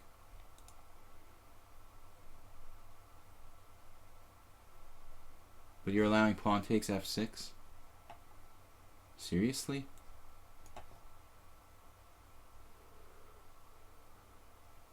Guys, it's important disorientation. You know, e5, knight e8, bishop takes f7 check. Rook takes f7, knight e6 wins a queen. And king takes f7 is like leading to mate with queen d5 check. That's an important concept which we learned from this very famous game, Fischer-Reshevsky. So I don't know if you guys know about that game, or Geese knows about that game. Maybe not. But the position, I think, was slightly different. It was definitely knight a5. Maybe white wasn't castled and there was no a6. So I think in this position, Reshevsky played knight a5. And then e5, knight e8, bishop takes f7 check. And black is lost. Now here obviously we're grabbing material. Would it happen to be Igor Foigle? No. I would remember Igor, someone like close to me. You know, if it was somebody, a regular opponent of mine, it would definitely stick in my memory. The game that I'm trying to recall. Yeah, Foigle is a person who I played a million times, and he's a good friend of mine. I'm sure that I wouldn't forget if it was against him. It was against somebody that I didn't play frequently, or maybe just once. That's why I can't remember it. It was a GM, not an IM. I mean, Foigle was arguably GM strength, but he never got the title. Yeah, I guess not arguably. By today's standards, Foigle clearly was GM strength. Not a super strong GM, but he should have been a GM. He's still around, talking like he's dead or something, but he's pretty old. He doesn't play very much at all.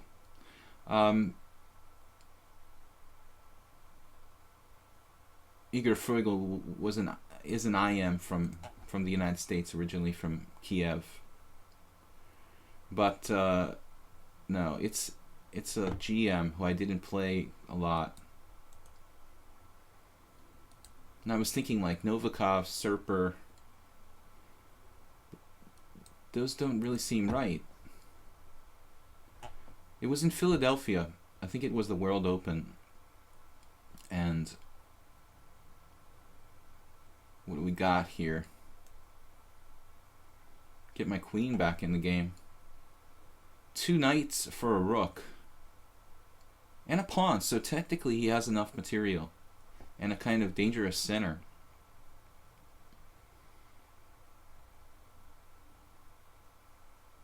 But his rooks are having problems in this like closed position.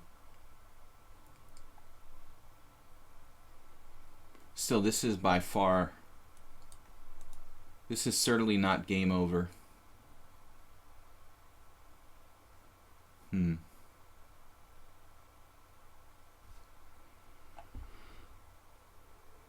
Really hate to retreat my knight from the center here, but we're gonna have to move it a lot faster.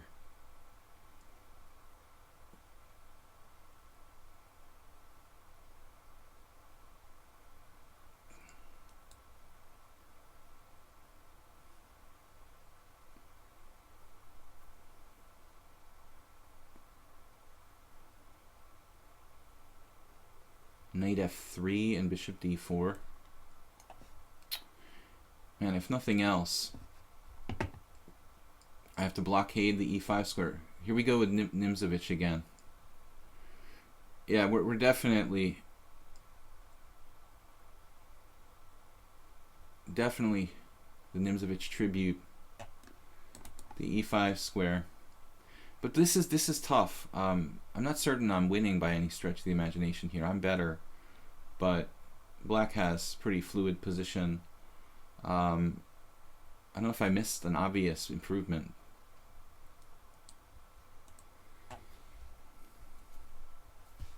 What's that? Brock Lesnar is here. Trent Reznor. F5 now. Bishop F5.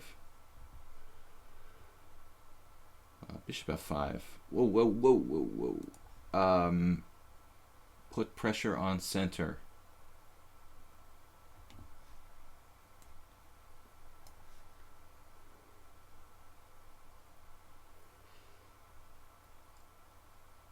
Force opponent to create weakness. Avoid exchange of pieces.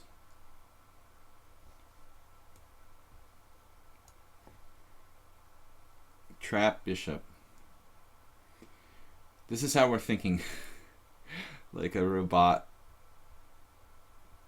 We forced a little bit of weakness in his position there. Alright.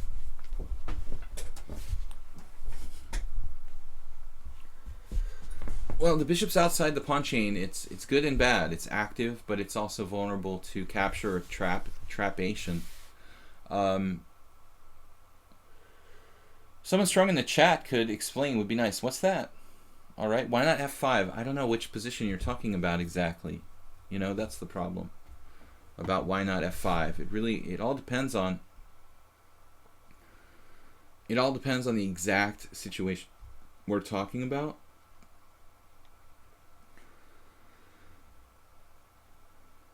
He's hanging out here and hanging on. I'm about to lose on time, so just bear with me.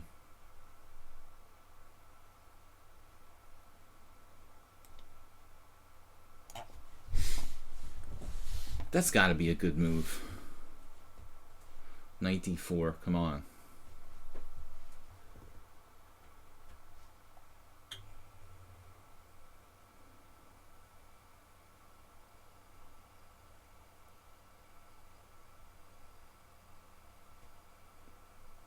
relatively good move anyway. We're going to change the focus of things a little bit around here. Maybe. Trying to move faster. Queen on c1's got to go.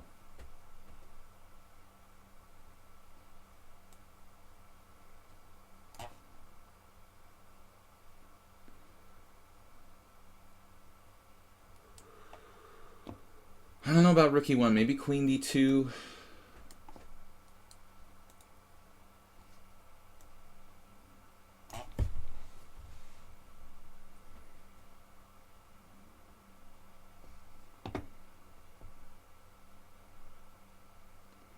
Mildly Nimzovician.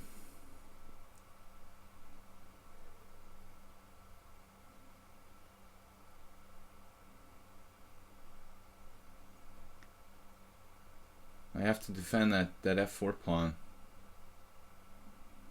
I mean, we could always take his bishop. It wouldn't be a disaster. Take it off if it comes down to it. I prefer to trap it outright.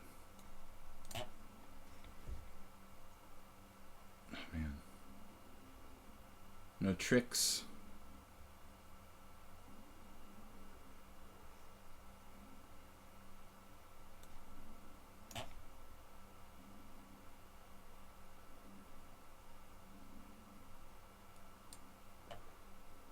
He had that. He had that, ladies and gentlemen.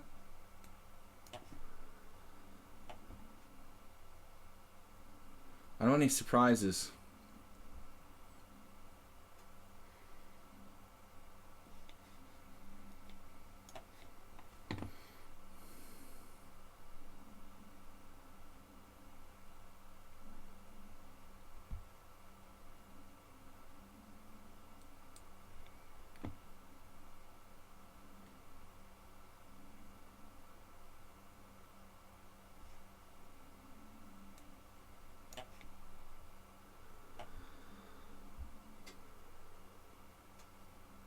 I should have played maybe b3 there.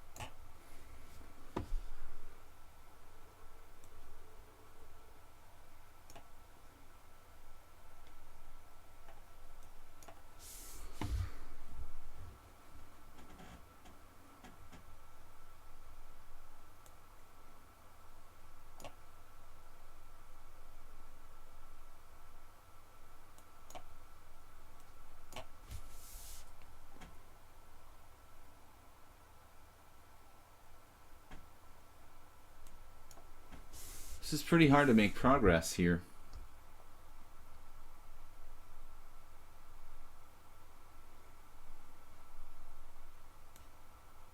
Oops. We have to reorganize here somehow.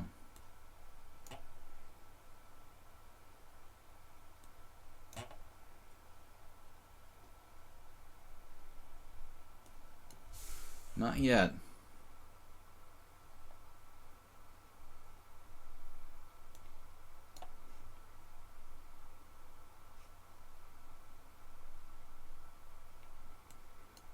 I admit, I don't know how to win.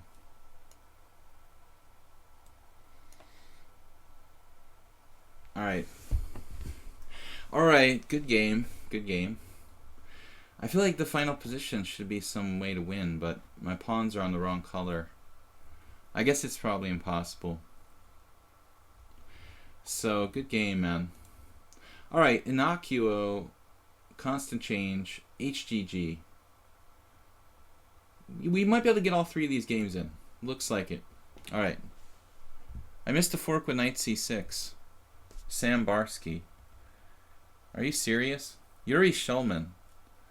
Yeah, Shulman would fit the bill, but I don't think it was him.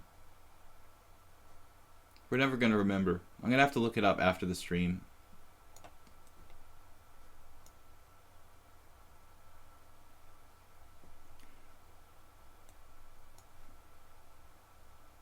Sam Barsky.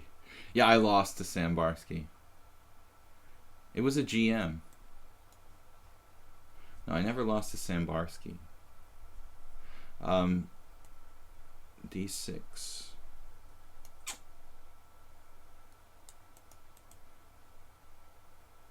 Innocuo. Played once before.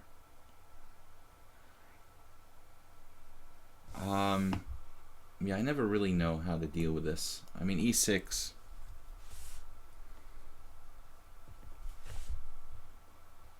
I think that final position is probably a draw. A real draw. Alright, we'll play what we played last time in this kind of setup, which was basically like a fluid type of thing with Knight F6, Bishop B7.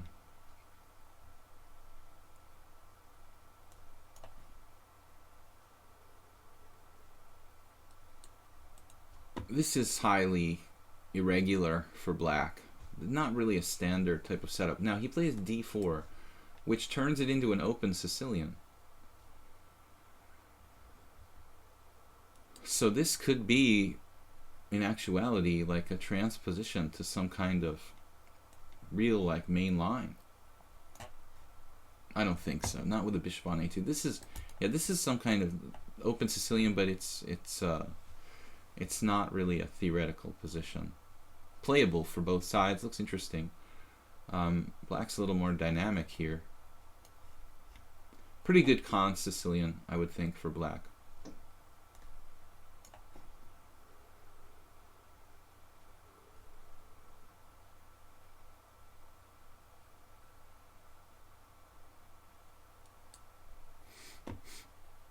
Try to go Rubinstein. Postal Rubinstein.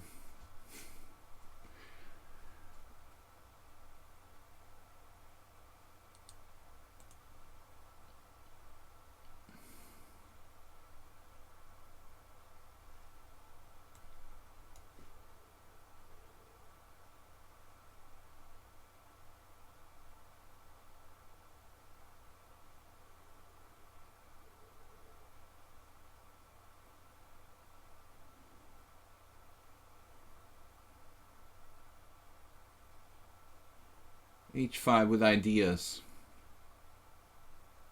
Since I haven't castled, this is the best way to get the rook in the game.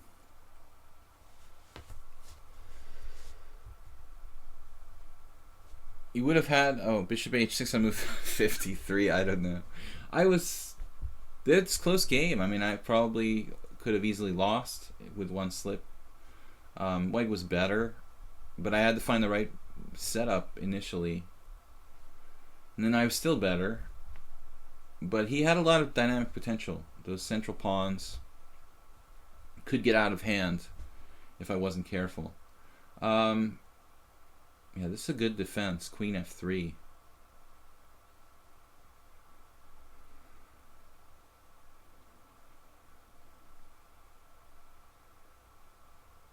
Is it?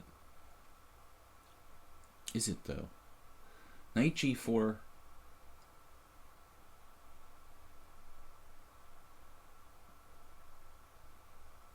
Yeah, he's like knight g4, what? Bishop f4? Here?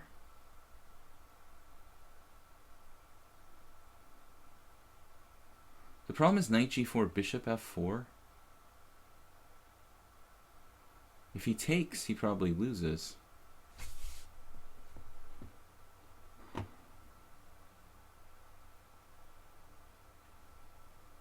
could even play knight g4, bishop f4.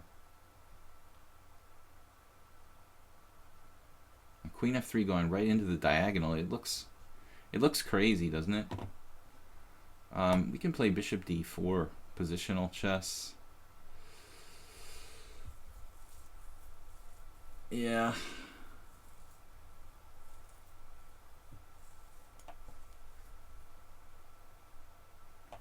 This just doesn't quite work.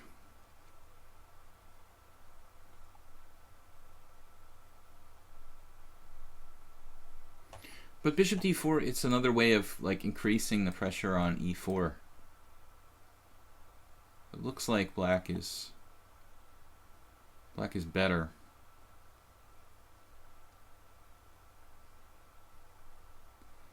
It might have been better to play bishop d6 and bishop e5. Though here actually bishop f4 e5 is interesting. It's probably not good enough.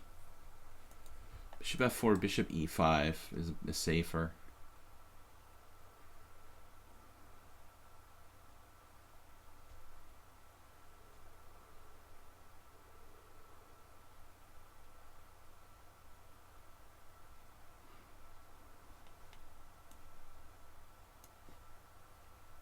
I feel like I wasted a tempo though. I also thought about queen c6. But he might have piece sacrifices with knight d5 there. So we're just slightly better positionally. This is a problem for white. Maybe I have an exchange sacrifice, g5, g4. Now he's threatening knight d5.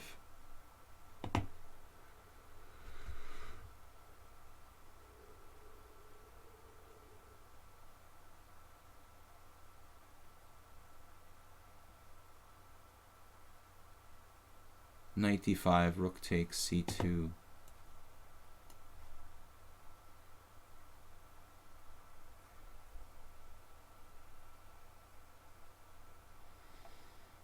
Exchange sacrifices are double-edged.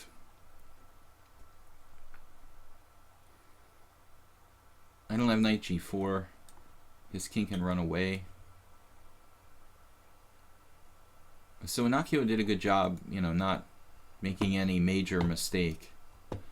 I felt like I wasted time. Bishop c5, back to d6 to e5. Or bishop e5, bishop d4, back to e5. Guys, we're going to be back tomorrow and also Wednesday. And then Thursday, from Thursday through next Thursday, there's going to be no stream. So you guys just watch the excitement that is the World Championship to keep yourselves entertained.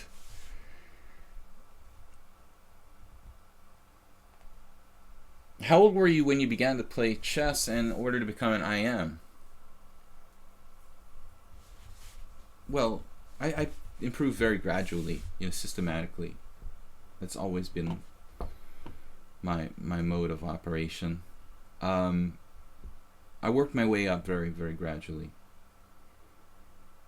So, a master at 18 and IM at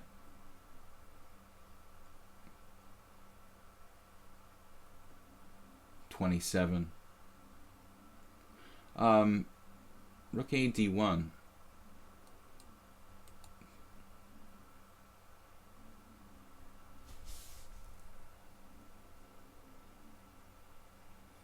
I wouldn't mind the exchange sacrifice if I could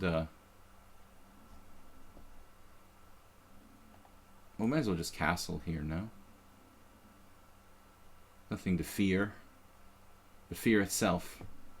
I'm not mating him anymore, so let's just forget about that. You could play king f8, but it seems to break the connection between my rooks.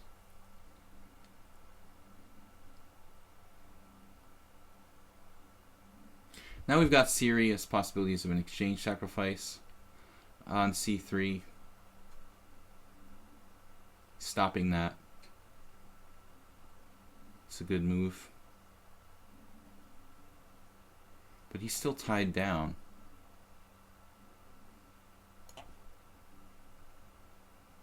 What's this about? Rook e1.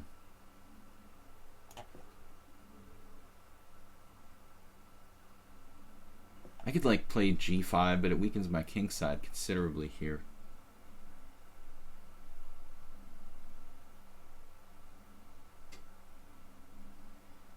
Well, now it's probably worth considering. Considerably considering. g5, exchange sacrifices. Alright,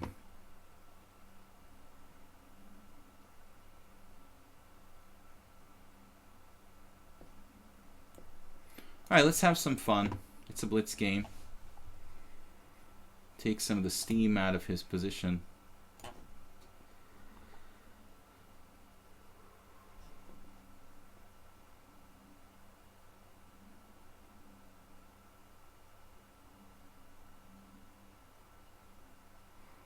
Can take on c3. Seems safer to take this way.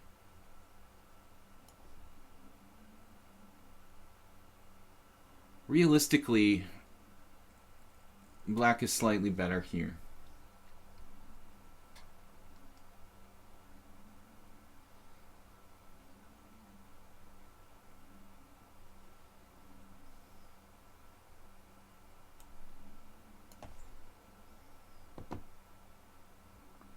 His bishop is very bad. That's the c4 move I missed entirely.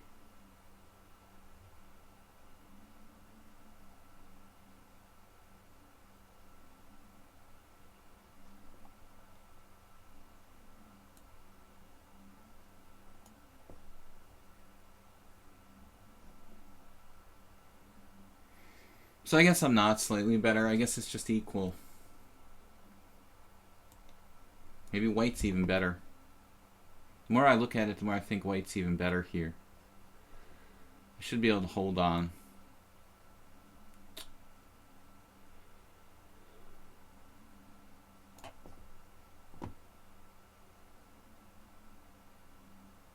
Knock you 1805 from Belize. 2000 in bullet. 2000 in bullet. It's pretty solid.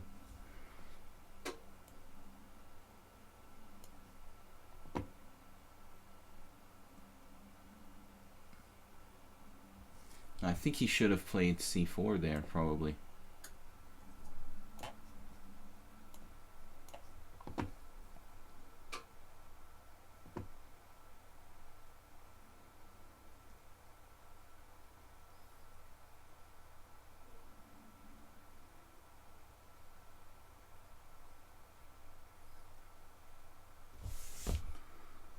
Right, okay.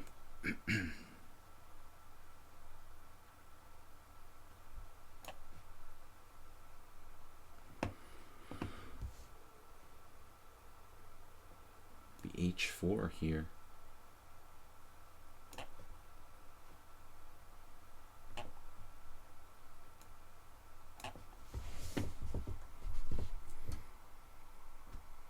Fairly locked structure. The knight is powerful. Powerful.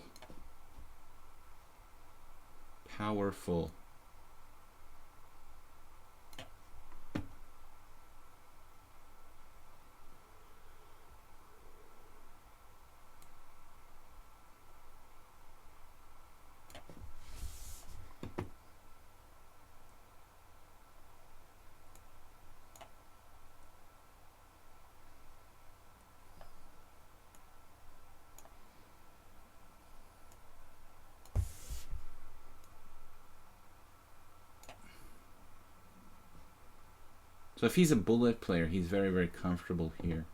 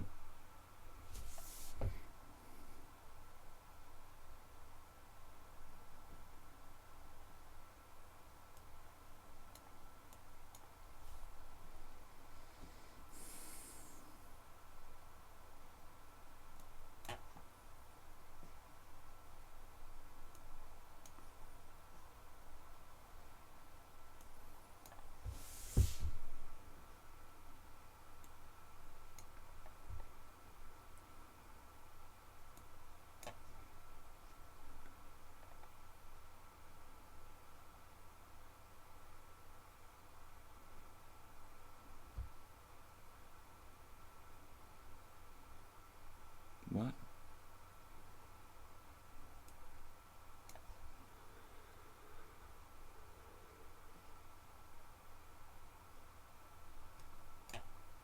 So he's going into panic mode.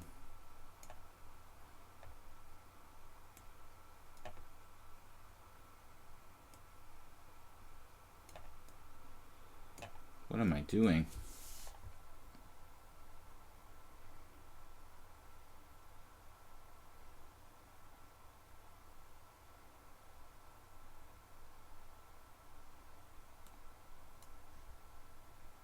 Oh no. That way? What?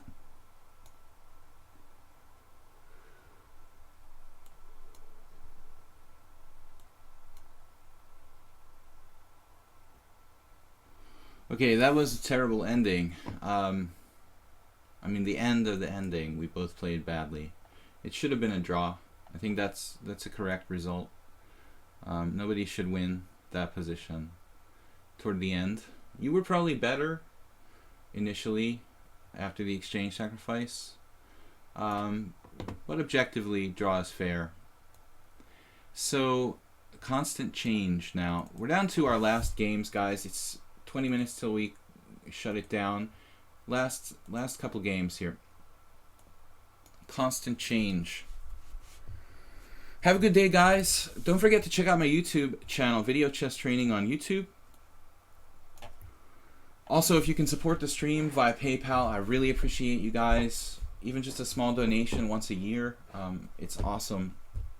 If you can't, that's fine too. Just support the channel by being here and playing and contributing. But we're also available for lessons privately.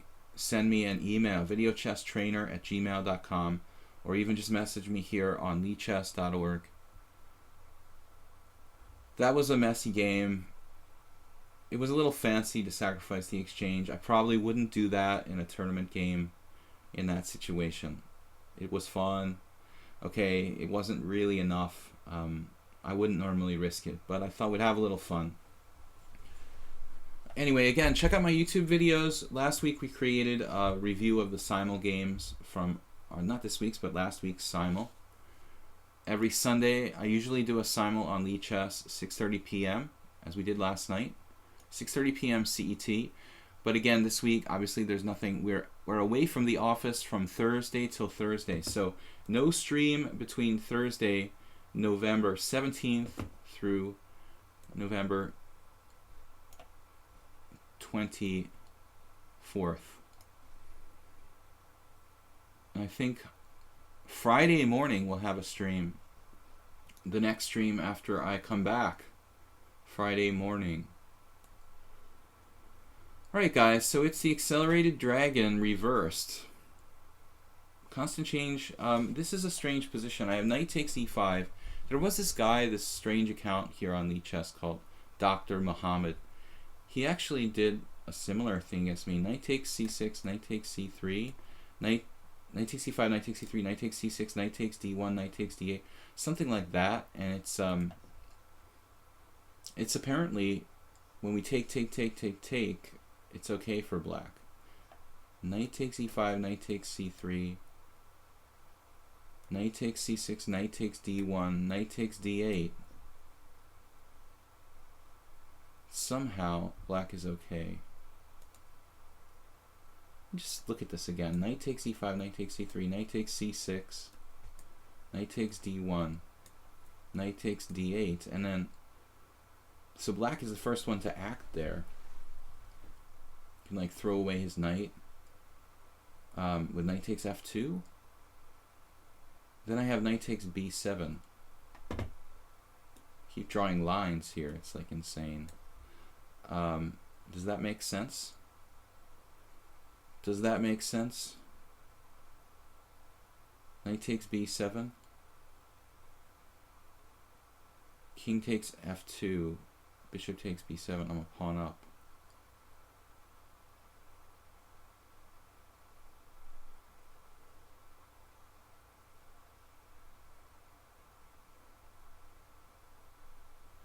There's knight takes b7, knight h3 check. Also. But there I have like king h1.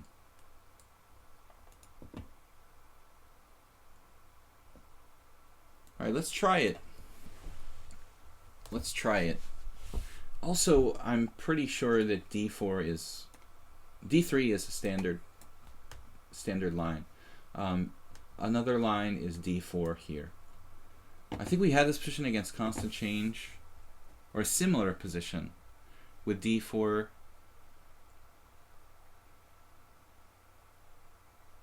Knight takes c3, b takes c,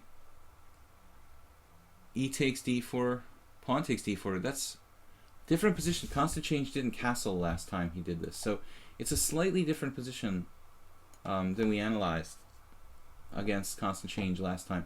He slightly changed his move order. There was a game he played against me where he wasn't castled and did the same kind of thing. There I had a big advantage and I didn't convert. If you check out the last game, I think the last game maybe I was black. Maybe it was the one before that. Constant change. That doesn't look right either. Maybe here? This one? I don't know. One of these games against him was down that line. So, Wesley, we are hoping to pick up a pawn here.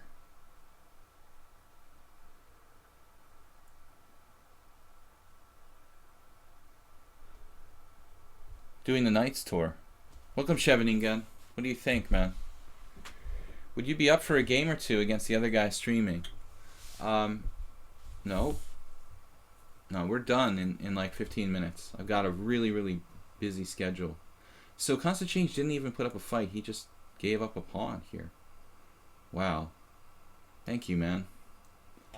It's still some kind of like compensation maybe, but it's a pretty simplified ending. So it's not like it's a middle game where there's queens on the board, and the fact that he has pressure down these files is that relevant.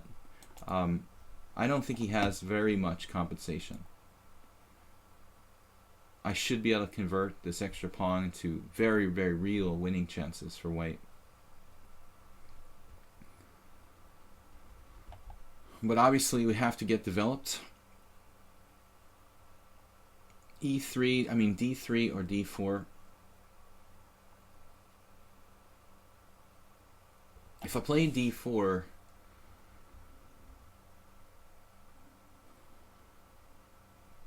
we don't have to worry about being backward on the D file. We'll be backward on the E file. D3 is a little bit lower risk.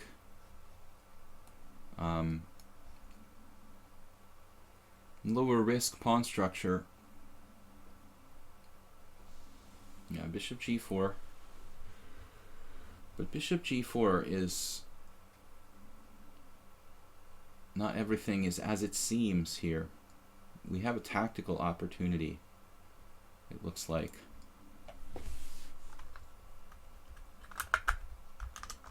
Play H3, bishop takes E2, rook E1, skewering his bishops.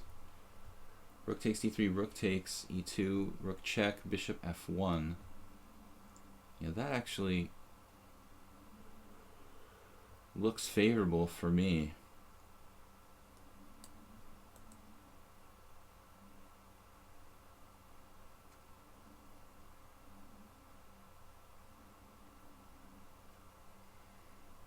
To kind of make sure. If you can break the pin with tactics, then do it. So you've always got to be aware strategically and tactically. You got to mix the two. Be competent. I think I'm competent in both. I'm not a great tactician, but I'm good enough. And good enough for for an IM, but I want to improve. What's up, guys? So, end of the stream, Sheveninga is here. He's a good player in our stream. He won a tournament, he said, yesterday in the simul stream. Didn't get to play in the simul, Sheveninga. Are you ready for big boy tournaments now? Or are you gonna keep milking the junior circuit? H3. I thought you should have gone to the Millionaire Chess Open with your countryman. Your countryman took down a good prize over there. Okay, so now, yeah, we creepy crawl our way to pawn up Utopia. Bishop d2, very sharp move. Developing the pieces. I've got to watch out for bishop f6, guys. That's why I'm ready to meet that dynamic response with bishop c3. Yeah, we're gonna wiggle our way out of this. Now, bc3. This is like clear pawn up territory now. It still obviously doesn't win the game. I mean, one pawn doesn't win the game. That's the interesting thing. I mean, for computer engines, it seems like you have to be about 1.5, beyond 1.5, to really have a winning position, technically. Alright, so now what? King f1, something safe like that? Looks awkward to put the king on f1. e3.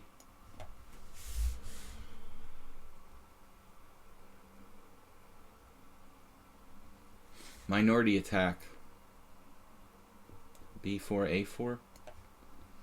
Am I getting ahead of myself here? I'm getting a little excited with this extra pawn minority attack concept. But I think it's okay. I think it's good enough.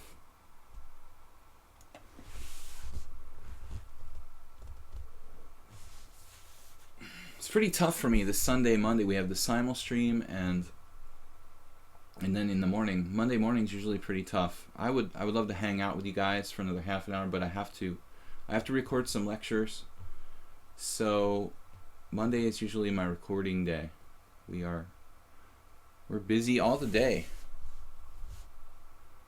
Sheveningen, you need 3 more classical tournaments to get your do you want to get your elo up there, really?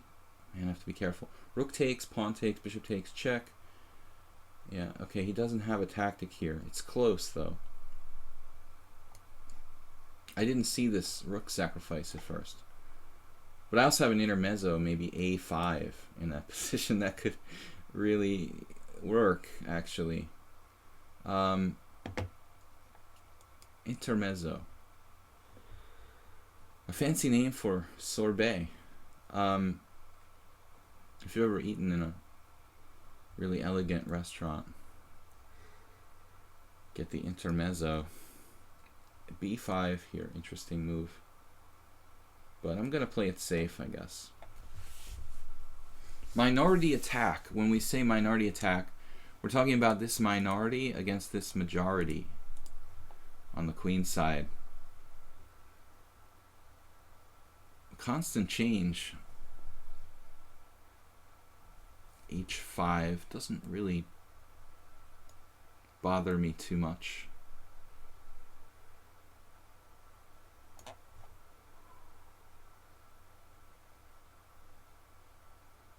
But he has some compensation here. I didn't expect that.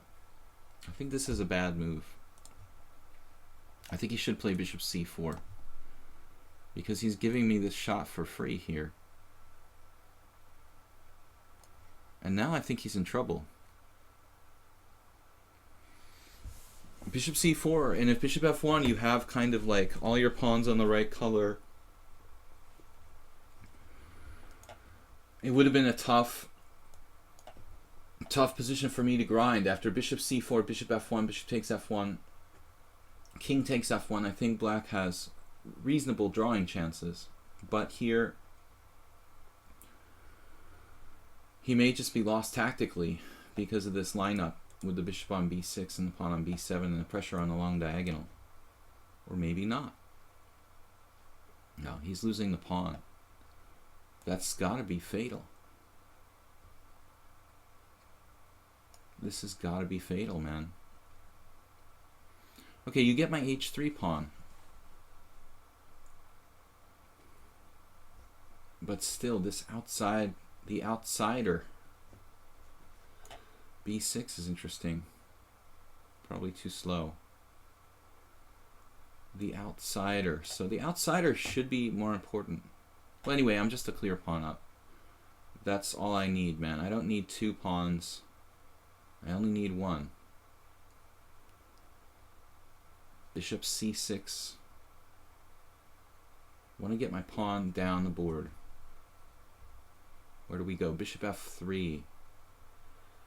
Bang bang b7. With tempo.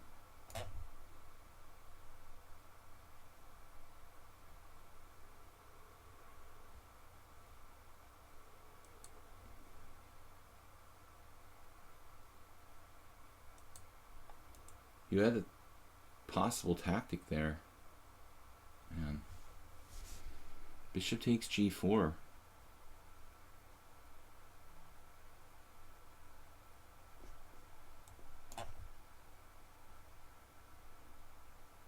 b6 and b7.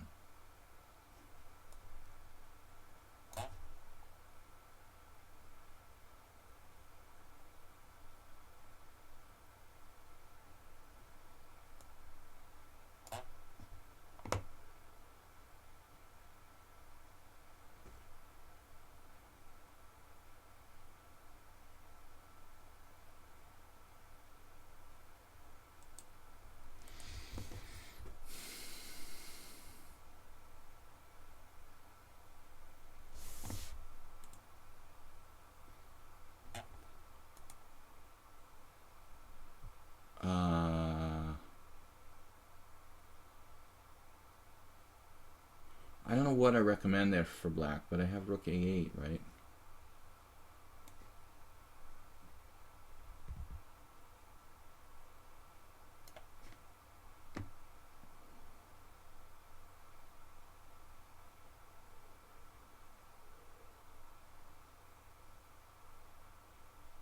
Yeah, that loses instantly. Maybe you can play bishop d6 here.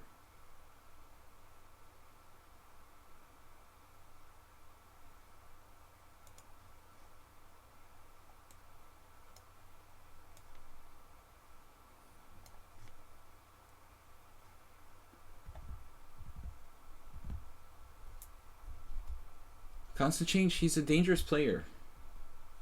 Spots, he plays too fast.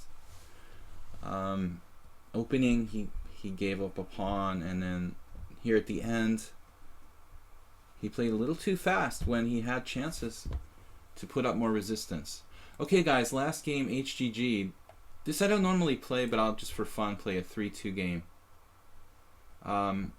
Just because we have 1 minute left. I'll play it, alright? Let's play a quick blitz game. Well, Scheveningen, you can enjoy your low rating and collect some prizes on your way up. I never did enough of that, and sometimes I regret it. Alright, it's a 3-2 game, guys, just for fun. Bishop g7 is another line, but I'll leave that for my friend Solansi Emil and Robert Fischer, who played that against Korchnoi. Last night I was joking about this game I lost really badly to a guy who played flawlessly in the Simul last night. I was calling him Olaf Sepp, but Olaf Sepp and I have a lot of games in like CD, knight takes d5, queen b3, knight takes c3, bishop c4, knight d5, bishop takes d5, e6, bishop takes c6, b takes c6. I have this static, this ending, not ending, but semi-ending, with a static weakness on c6, and I had a similar game yesterday in the Simul.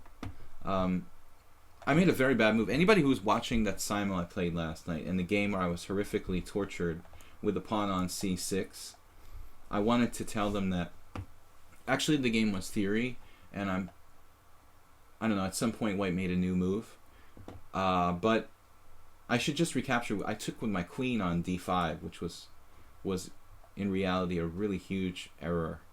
So I was supposed to take with the pawn on d5, and I wouldn't have had nearly the kind of problems that I had in the game. If you guys check out my Simul games, maybe I'll analyze that in an upcoming video. So h3 here. Yeah, I'm just gonna take, because in this kind of structure, bishops are of limited value. That would be my advice. When you have a position where there are, 16 pawns on the board, as is the case here, it's important to remember that the bishops don't have the open lines, and there's no way for the opponent to really open lines for those bishops. Knights become maybe as strong or stronger than bishops in this kind of position, with so many pawns on board. This bishop on e3 is a bad bishop, okay?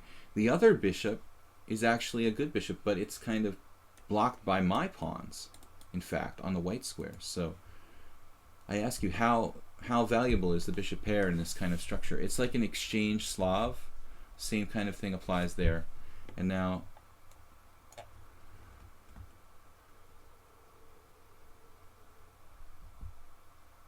he doesn't have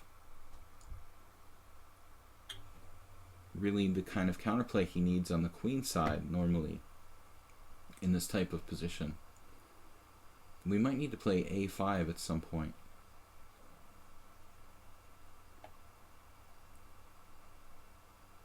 Rook b8, getting off the long diagonal.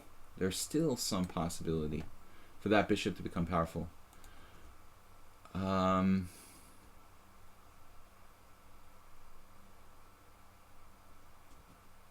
think I know what's up here. I'll play a5 if I need to. Slow him down on the queen side. So guys, we'll be back tomorrow, 10 a.m. CET, with more chess here, Blitz and Classical North American Open. You saw the guy who won the under 1400 lose at the Baccarat. He lost it all at the Baccarat table. Well, that's like good poker players losing in sports betting, or even roulette. See it all the time. Pretty stupid. So let's see. a5, queen c7. Queen c7 actually allows bishop f4. Don't know if I like that.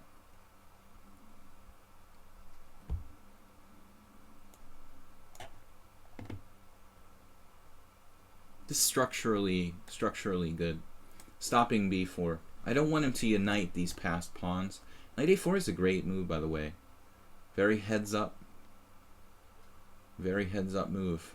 Cannot stress enough how good a move that is.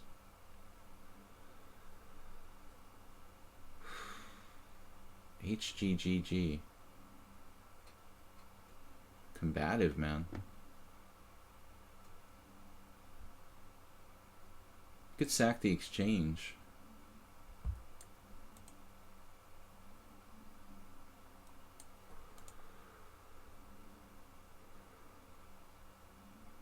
Knight e5. He just plays bishop back to e2. Maybe rook b4.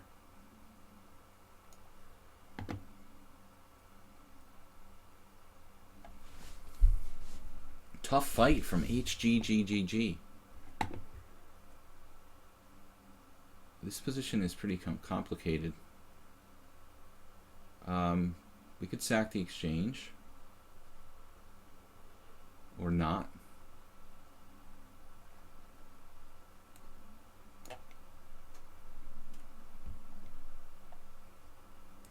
Kind of wild idea here.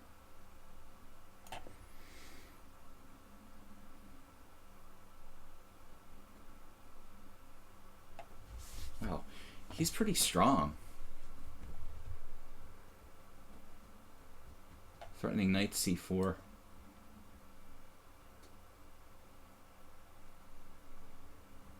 This was the plan.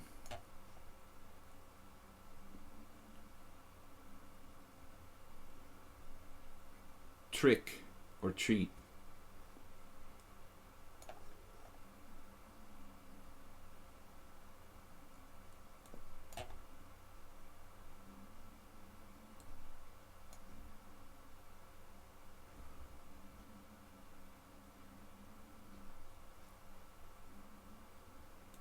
Hanging in there has been called.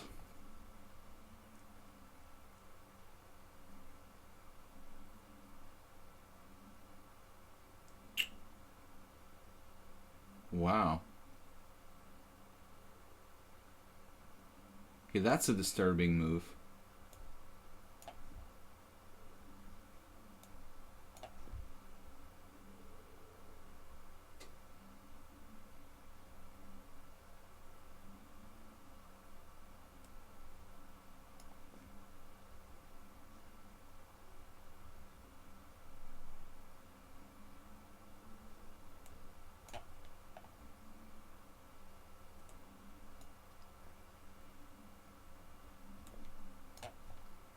HGGG was really close to taking me out there. Oh man. Nice game, man. Nice game. You're very, very close to something. Alright guys, we will be back tomorrow. This was a nice game by White though. You know, okay, it looked ugly at the end, but actually if you go back like 10 moves, it was very, very tense. So I was a little bit lucky there. Thank you for the game. We'll be back tomorrow at 10 a.m. CET. I'd like to thank everyone for joining me. Check out the YouTube channel, Video Chess Training. You can contact me for lessons or any kind of questions, videochesstrainer@gmail.com. Thank you, Jeroen, for being here to moderate. And we'll be back 10 a.m. tomorrow, Wednesday. Peace, guys. Later. Bye-bye.